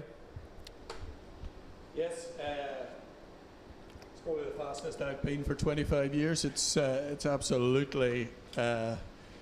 I tried the ones in Italy last year, and it's true. They, if you've seen Clarkson's Lamborghini tractor, I think they do the same with their fairground rides. I had a 3-year-old, and there's absolutely no way they would allow a 3-year-old to hurtle at those speeds here in Ireland. So just bear that in mind when you head to Gardaland. So what a marvellous day. What did it take you to organise the weather like this, Leo? Well, that's Niamh. Poor old Niamh. I did acknowledge her at the lunch with the brains, but Niamh Brady has done a Trojan. I mean, everybody else has. Let's not forget our operations guys who've worked so hard over the last few weeks, our technical guys on the museum cars, and our front of house staff, Tiffany and Gillian, who've done a superb job as ever. But Niamh had all the stress. Niamh had to book the weather, the hurdy-gurdies, the classic cars, the bands, the drummers. The drummers, did you ever see I was thinking like of those? I reckon if you and me had a couple of USA biscuits, tins and 4 wooden spoons, we'd have a go at it. But no, they were really, really good. You got their... Yeah, got their card. After party, that sounds a bit dodgy. Yes. Are you sure that's the drummer's card you got there? Yeah. No, they're absolutely fantastic. But everything from that to the flowers on the ribbons on the tables, you know. So it's been a stressy week for her, and I hope she's having a glass of wine somewhere. Roddy Green, the same thing. And the phone never stopped ringing. In fact, the phone never stopped ringing with people going, "Have you got something on down there this weekend? You wouldn't have an old ticket there. It's my granny and her hip is gone." And like, friends of Mondello, loads of invitations, and certainly people that do business with us, loads of them gone out. But people that rang you at the exact same week last year, yes, and you haven't heard from since. You probably got a few of those calls, Chris, did you? No, the phone is off in Donegal. How's Donegal these days? Beautiful as ever. We had a tremendous bank holiday. ABBA reformed for us. Did they? Yeah. Yes, and Swedish accents right up until Ross Strabane broke out on the very last number. Right, brilliant. Yeah, I thought that was going to be a joke, but no. 2 weeks before had been the Ramelton Festival, and Queen reformed for that. Did they? Yeah. And the band leader, the most curious Manchester/Dublin accent I've ever heard. The shortest shorts I've ever seen. There you go again. Leather. Betson, look at that. Come on, Ferrari girl, give us a wave. There we go. Fantastic. That's it. Any more F1 stuff? Well done, Dad. Ferrari and McLaren Longer up shirt front. next time. Oh, you're all going to be famous. This is great stuff. The monster hat down the front. Give it the big one. Formula Ford 1600s are on track. When you're talking about all those bands reforming there, my girlfriend said she was leaving me because my obsession with status quo. So I said, whatever you want. Here's a bad joke on a warm-up lap for you.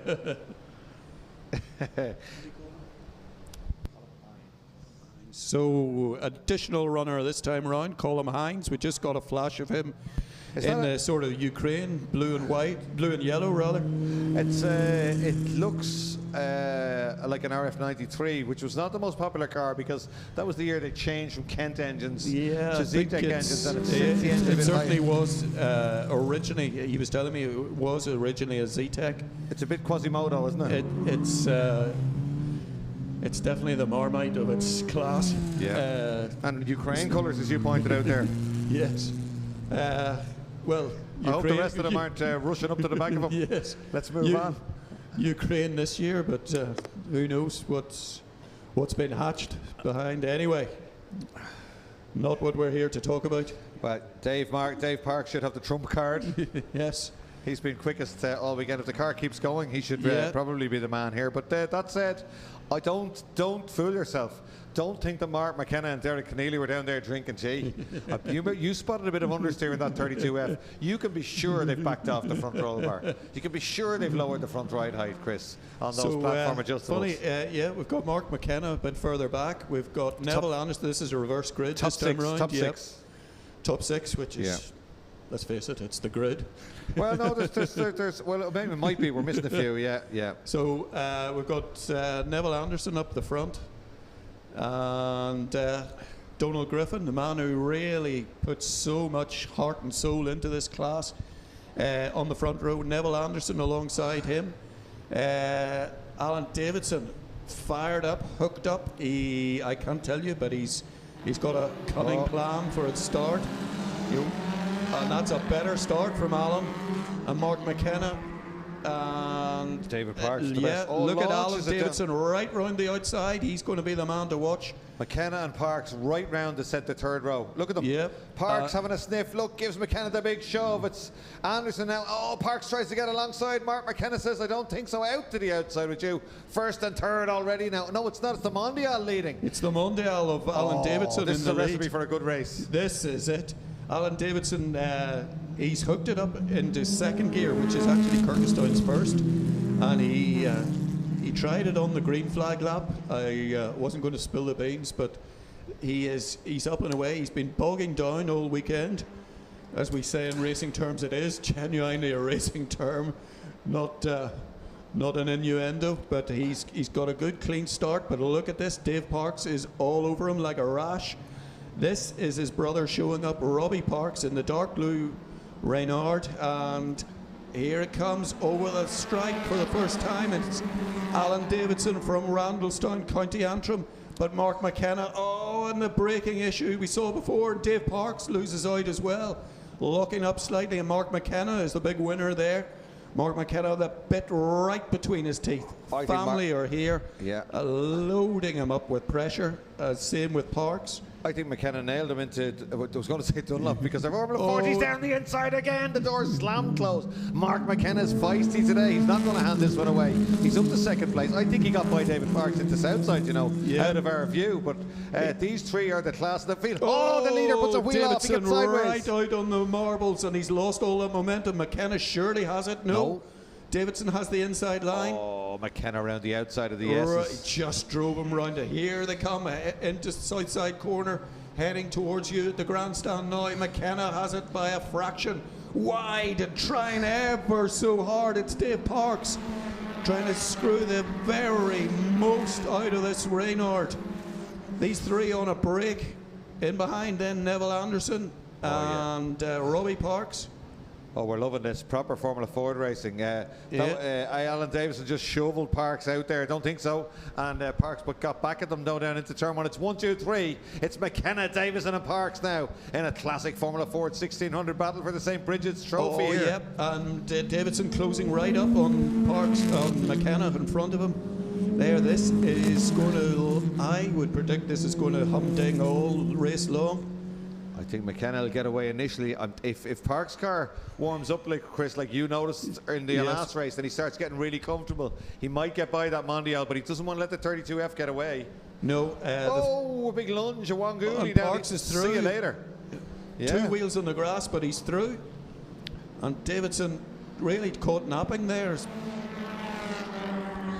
Parks absolutely heart in his mouth, but took the place. A very, very audacious move. Mark McKenna, he's pulled out, what's this, 2 car lengths?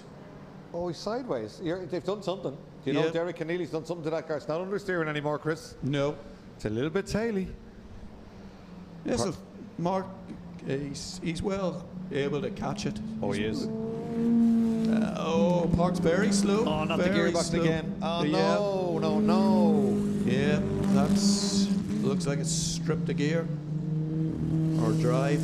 Oh, he's having such a rough weekend. He did get a win, which is great. He got the Vivion Daly Trophy, but I wanted to see a head-to-head, a real scrap between both of them. They're 2 real good racers. He's so disappointed, but he can go home with a beautiful Vivion Daly Trophy. I sound like a Bruce Forsyth again. So look what you can go home with a nice trophy, a blankety-blank checkbook and pen for you there, and a teddy bear.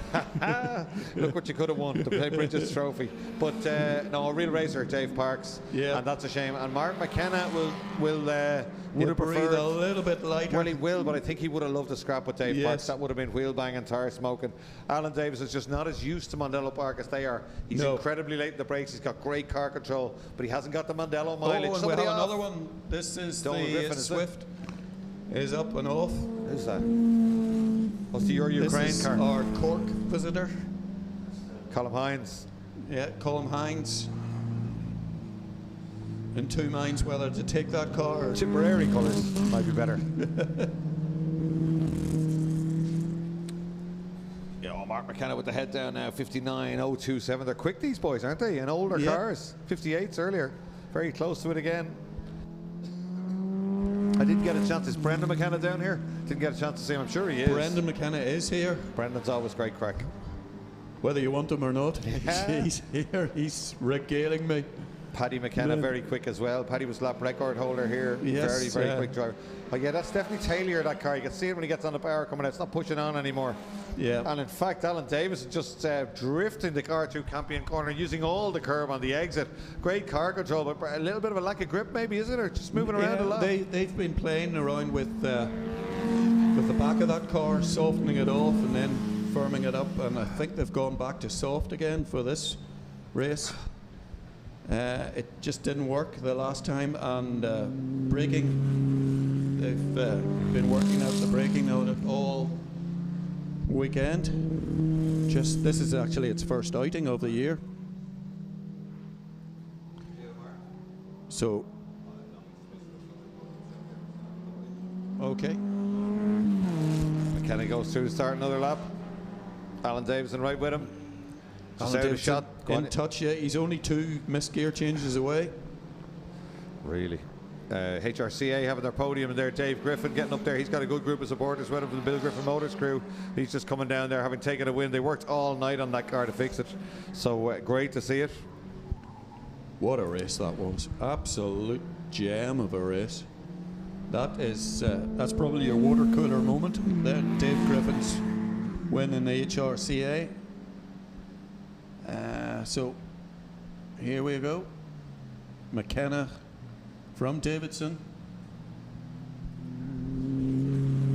It's Robbie Parks in third, but he's a fair bit down the road. Neville Anderson in the all blue Mondial. Donald Griffin, and then Colm Hines after that spin.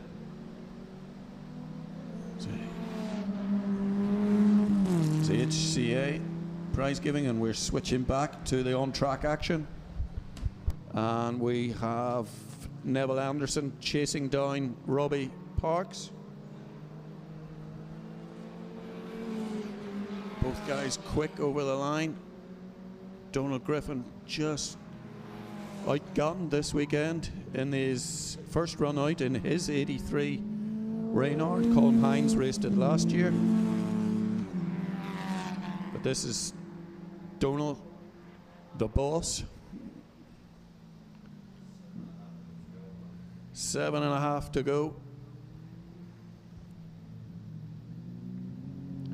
So Neville Anderson, dogged competitor. Is that a polite term? You definitely know if you've been racing Fiestas with Neville, you're not going to come back with the same wing mirrors. You're going to have one of his with you. He has a checkered history up at Kirkestone. Had to take an enforced bath for a year, but he's back in Formula Ford. He's owned this car for, it must be 20 years, and he's taken a long lunch. He's going to do it.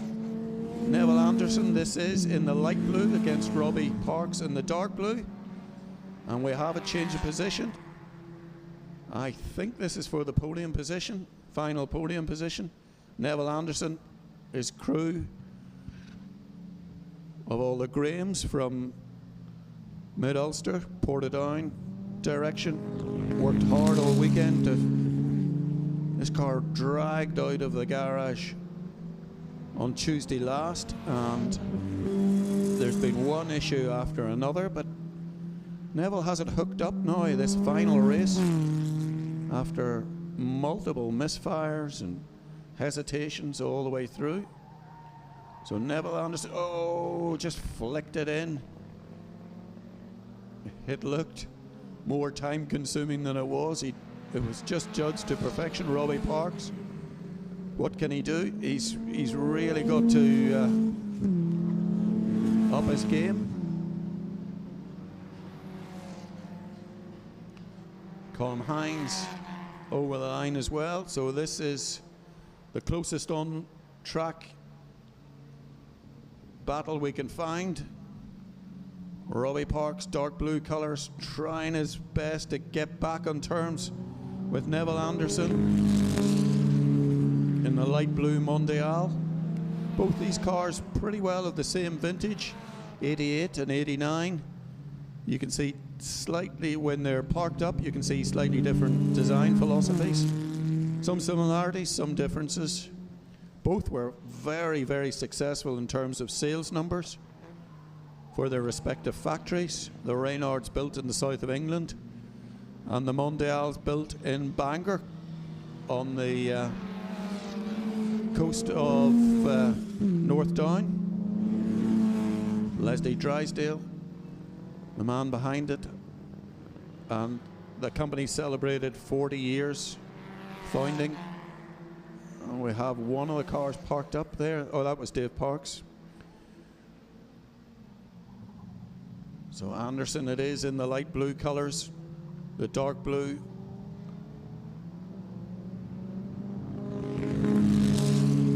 Of Robbie. From Bray. Robbie Parks, very experienced in Formula V's, then Formula Sheens. Came to Formula Ford about 4 years ago, has a Ray, still has a couple of Ray cars, races them in contemporary Formula Ford. Oh, Anderson makes his Mondial very wide, snakes under braking for Southside, top corner, makes his car, hugs the inside. Robbie Parks has definitely gained on him. He's taking a look on the outside, probably looking for the undercut. Here comes Robbie in the dark blue colours, the man from Bray. Really gets the nose alongside Anderson. Anderson has to work it here. Much better traction on the Mondial. He seems to leave the Reynard behind. Coming out of the slow corners, he's slower into the corners, but faster out, which is hard to pass if you're in the lead in that situation. But Robbie Parks it is. You said hard to pass if you're in that situation. I thought you said something about hard to pass. You're it's going to call the medical centre there, Chris. Well, that's the one advantage of being married to a pharmacist. I thought you were going to say about getting old. It's not an issue anymore. You just don't have any control over it. It's everything's dropping off. It's like this after 15 laps. Well, actually, this is quite good. And Mondial versus Reynard, that's not a strange battle to us at Mondello Park. No. just great to see it happening again. Robbie Park's such an enthusiast and such a hard worker with motorsport. He's had so many cars in his vertical racing team. He's raced loads, future classics, historics, Vs, Formula Shanes, Formula Fords. Robbie Park's a great man to help other people. The Parks family, wonderful people, and as I said yesterday, they come from good stock. Bob and Jenny Parks were wonderful people. With BRD was their team here. Bob, Robbie and Dave, BRD, back here in the early 90s in Formula V. And you'd always got a cup of tea and a bit of an old bar of chocolate there, as well as a few stories. So they were raised in the paddock here. Certainly Dave Parks was, and Robbie, Springy as he's known, raced with us. Great times in Formula V back then, and as we said, he races everything else now. And I'm sure that I would imagine all the good parts Robbie has put into Dave's car, which is how it would work, because Robbie's not slow. He's very, very quick driver. Oh, that's him taking a dive. Curse of the commentator. He took a dive into the pits. Yeah. I thought he was launching it down the inside there. Maybe he is. Commentator's curse. Yeah. The Donington trick. It's quicker to go through the pit lane. Actually, you skip one of the bit of the Melbourne loop. Yeah. That's young Robbie tending to it in pit lane. We can see on the drone shot. Yeah, surprised he's not out. I think they only have 2 cars old enough maybe to compete in this one. The others are a little bit newer. Very much involved in sim racing, young Rob. They race on Tuesday nights. So there's Mark McKenna still pushing hard, still fastest, 58.8, the fastest lap in this one. This could be his final lap.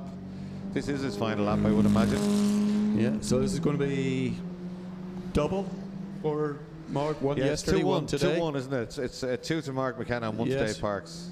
But they 3 nice trophies, so. Yep. St. Brigid's trophy. This will be joyously received. The whole family is here. Everybody who cooked him a hot dinner is here in the Mondello pits. Great shot of Alan Davison there. He hasn't given up, has he? See that drift? No. 4-wheel drift coming up out of turn 3 in the Mondial. Alan really enjoying this weekend. I was talking on the bank as the F1s were going past, and he was really, really enjoying this weekend. This is his first run out in the Formula Ford all season, and this was the marker. This is the one he wanted. Is it checkered flag? Yeah, it is. It is, and it's a win for Mark McKenna. Kept honest by Alan Davis, it's got to be said, Chris. Yes. He can only breathe easy now. Yeah, it's a good run from Davidson. Yeah, very good. I'm impressed with that. Have to have the braking issue that dogged him in that first afternoon race. Seemed to be cured. Well done to Brian Drysdale and his dad, Alan's dad, Jimmy. I thought the drone was going on kamikaze on us. We're going for a barrel roll here. I feel a bit queasy. Oh, well held, yeah. This is Neville Anderson's going to get a podium. He'd be delighted with that. Yeah. Oh, look at that hand in the air. Trouble with the car yesterday. He's delighted. That's as good as a win for Neville. Yeah, really. Well, a podium at the Historic Festival is pretty impressive in any class, isn't it? Yep. Yeah. So Colm Hines over the line as well. We're starting to park up. So, convincing, untroubled win for Mark McKenna, but he had to work it for the first 3-4 laps, but after that, there we are. Formula Ford made a bit of a comeback here at Mondello. We had super racing, Leo, at June with the contemporary chassis, and we would love to see it. Yeah.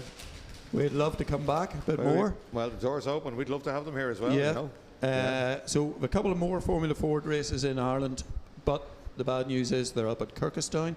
Well, no, that's not bad news. We're up there with our Patch Tire Equipment Junior Minis in 2 weeks, so let's have one of those wonderful baps in the morning and a cup of tea in the canteen and have a chat. Get these Formula Fords back, yeah. If I play my cards right, I'll still be on the beach, and I'll not be joining you. Well, we're looking forward to going up. We're bringing the kids up. They loved it up there. They learned how to slipstream, cough, bump draft when they were up there, but they absolutely loved it. And we brought the Z-Tech. The Z-Tech Fiesta drivers were hilarious. The rookies are going, we're in fourth gear for quite a while. The doors are starting to flap and bang. You know, they're not used to going over 80 mile an hour. So Kirkstone's a great place. There's Anthony Hoyd, scrutineer. He loves a Formula Ford race. Having a great chat with them. Yeah.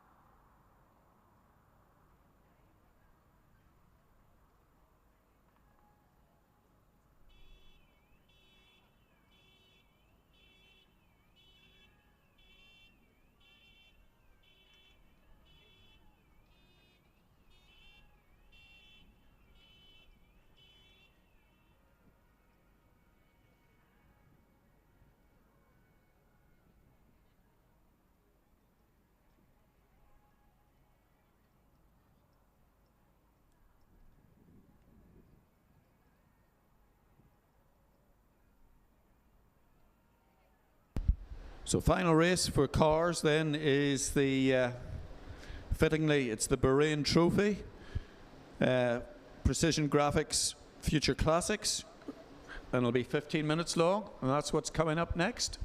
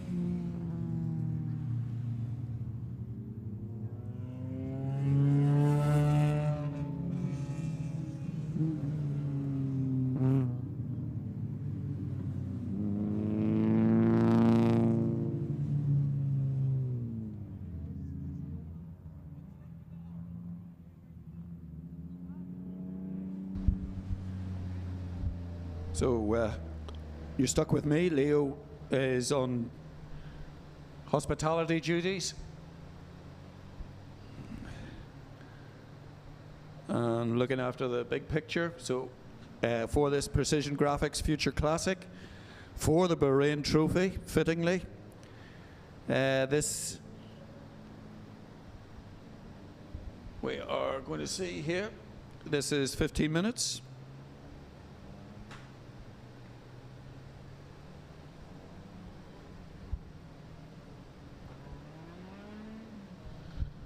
So a huge amalgam of sports cars, saloons, generally a lot of smaller hatchback stuff as opposed to the bigger tours. We've got minis in here, we've got Fiestas, Saxos, MX-5s. It's a potpourri of motoring. So 2x2 they form up, and they have target times, and it's not necessarily out and out racing, this, so everybody's getting ready.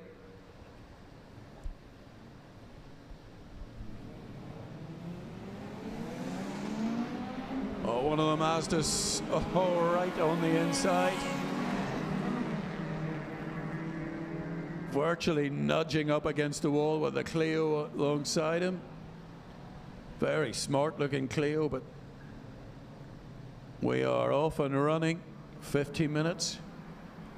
The distinctive Toyota Celica out in front.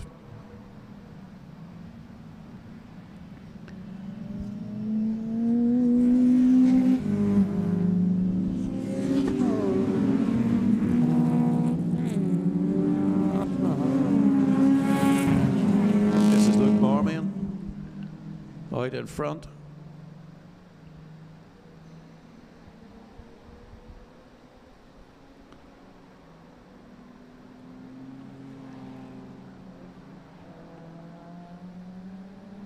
Ken Byrne in this mix as well in the distinctive blue Clio. Second and up and over the line is Patricia O'Malley.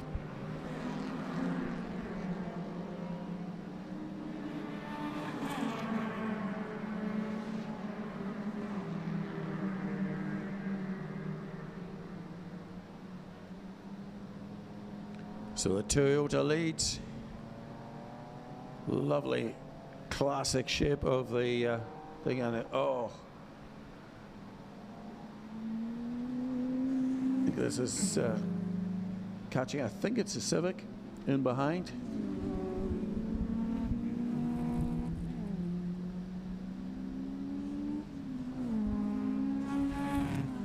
Sorry, Patrick O'Malley. Yeah, Honda Civic Type R. Over the line as they head towards Southside Corner.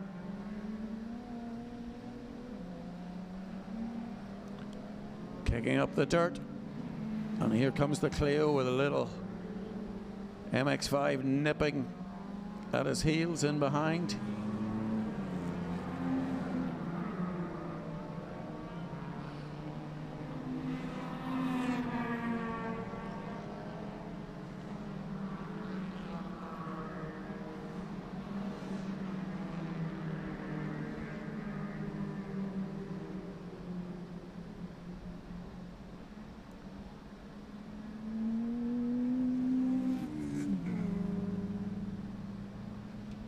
Patrick O'Malley, bright red Honda Civic.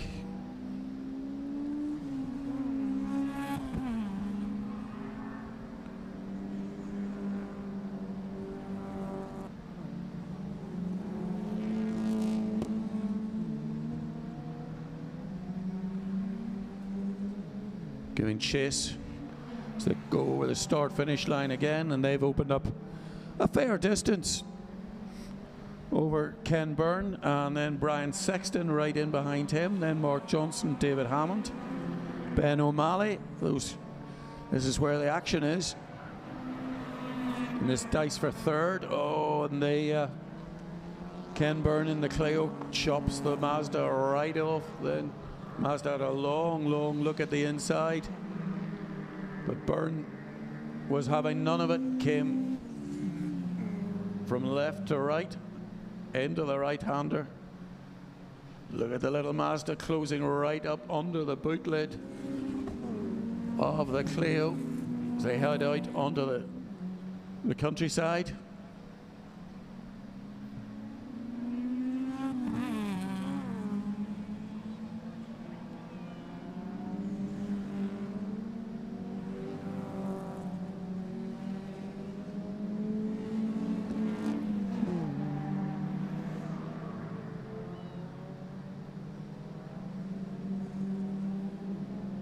Got a Fiat Uno in there as well. There's a hark back to a really competitive class then. But look at the Clio. Oh, he's in wide. And just at the last minute, he gets it turned in. The little Mazda snapping away, much more conventional line, much faster, I would have thought. But just, man, didn't convert it into place. Ken Byrne And here comes the Mazda. Fair bit lighter, I would have thought. And lighter on the brakes. Oh, he's right into the back hatch of the Clio in front of him. Absolutely ace drone shots you're getting at home.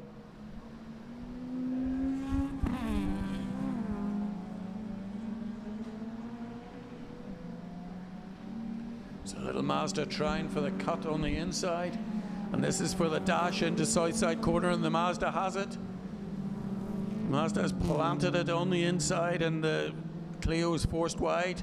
Is the other Clio going to follow through? Oh, and sheer brute power, the Clio just manages to gun it down, and the other Clio has indeed gone past the Mazda. Did he miss a gear or something? There was quite a marked difference there compared to other laps, but the two Clios just totally marmalized the Mazda.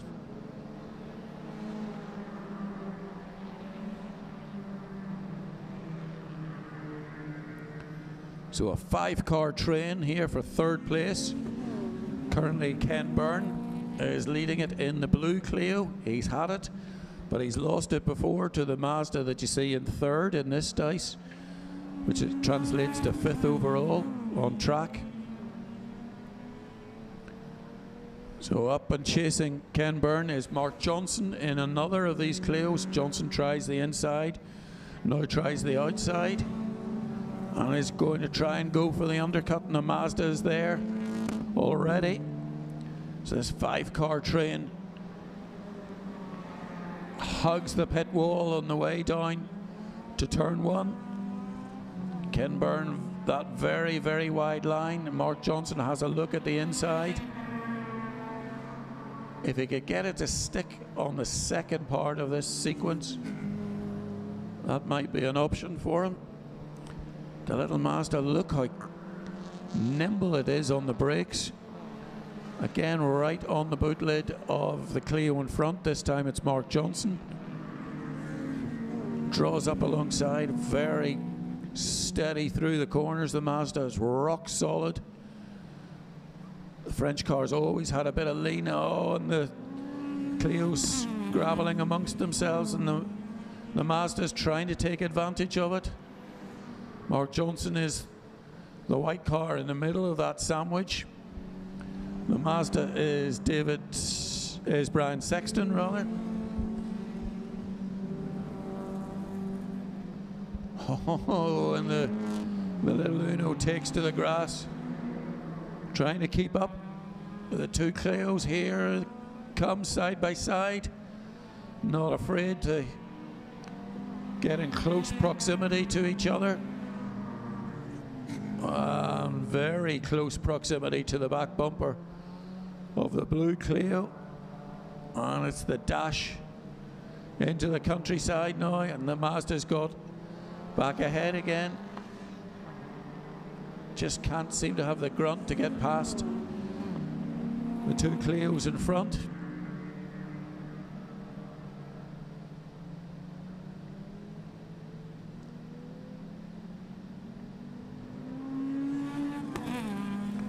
So we're focusing on this battle for third place on the tar.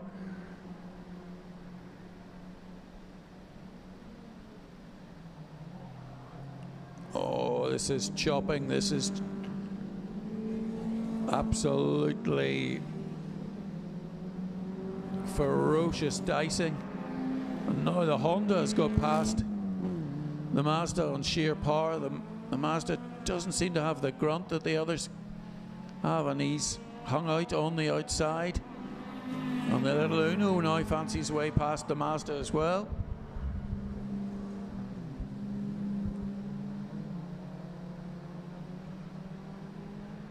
So that's Ben O'Malley coming through.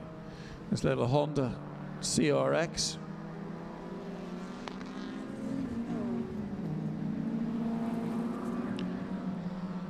Mazda falling behind. I wonder if there's an issue with that. He's within half a lap. He's lost so much ground to the two Clios that were in front. So the two Clios giving us great value. The blue car is Ken Byrne. The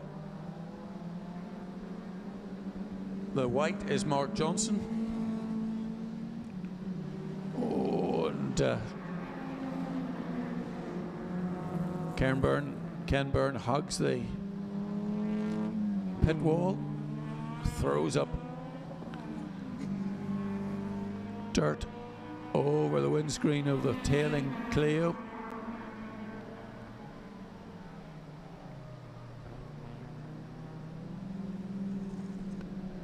Look at the Uno coming under pressure from the MX-5, which now seems to have another lease of life. Had fallen away, but he's made up meters and meters and meters, and he's back up on the tail of the little Uno. Blue and orange car. So the two Clios fighting the bit out. This is second place on the track. Out in front is Paddy O'Malley, the red Honda.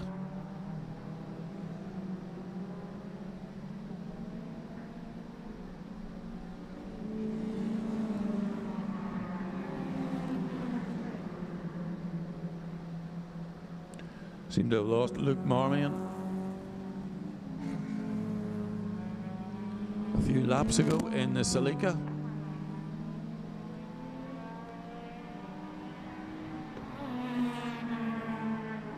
So Ken Byrne still holds second place.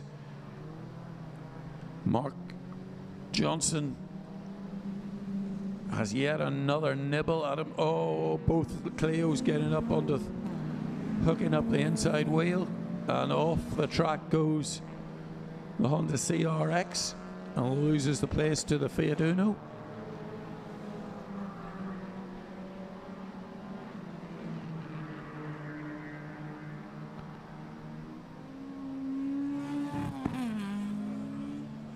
So back markers are going to start playing a part in this race. We are coming up to the little Fiestas in front. Just look how close the Mazda gets to the pit wall, and the Fiesta does its best to stay out of the way, because over comes one Clio and there's another one queued up behind him. And the old Uno, it's got plenty of life left in it. Third in this dice, fourth overall.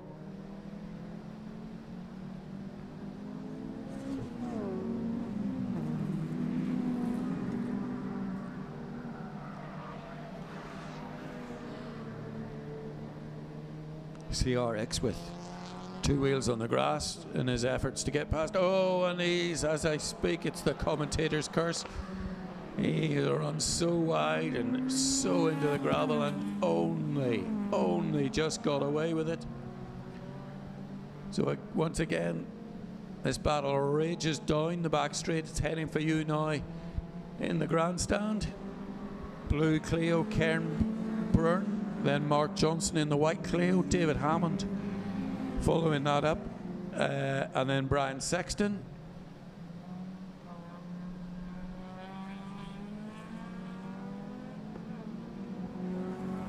The Mazda drop well back now. So look at this. Mark Johnson has got through. No, he hasn't. Sorry, that's getting my two blue cars mixed up. Sorry, apologies. Still Ken Byrne for Mark Johnson. And then David Hammond in the Uno, Brian Sexton in Honda. No, the Mazda rather. Oh, and that's absolutely blowing it for Ken Byrne as he headed for the pit lane. I suspect he has, yes. That's the blue Clio out of the contest. Just suddenly slowed up there, and it's freewheeling down the pit lane. So just when Mark Johnson thought he could breathe a little bit more deeply, along comes David Hammond in the mighty Uno. Just give him a hard time.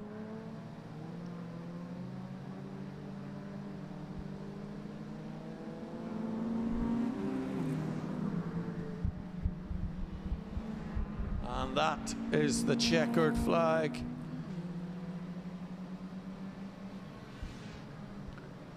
So we think the way future classics go, there are inbuilt penalties and so on, barrier times and so on then, and several of this field will get adjusted times. But first over the line, Patrick O'Malley, then Mark Johnson, who is just holding off David Hammond as they cross the line now. Then a good run from Brian Sexton in the Mazda. Ben O'Malley, plenty of tales to tell. Then the dark blue Celica as we look further up the track. This is Ray Melia, then Gilbert Clancy in his wheel tracks in the Honda. Aaron McCoy, Mark Meehan, and Alan Sweetman. Aidan Brennan, and Noel Conaghy will be your top 12. 13th, Laura Hannon.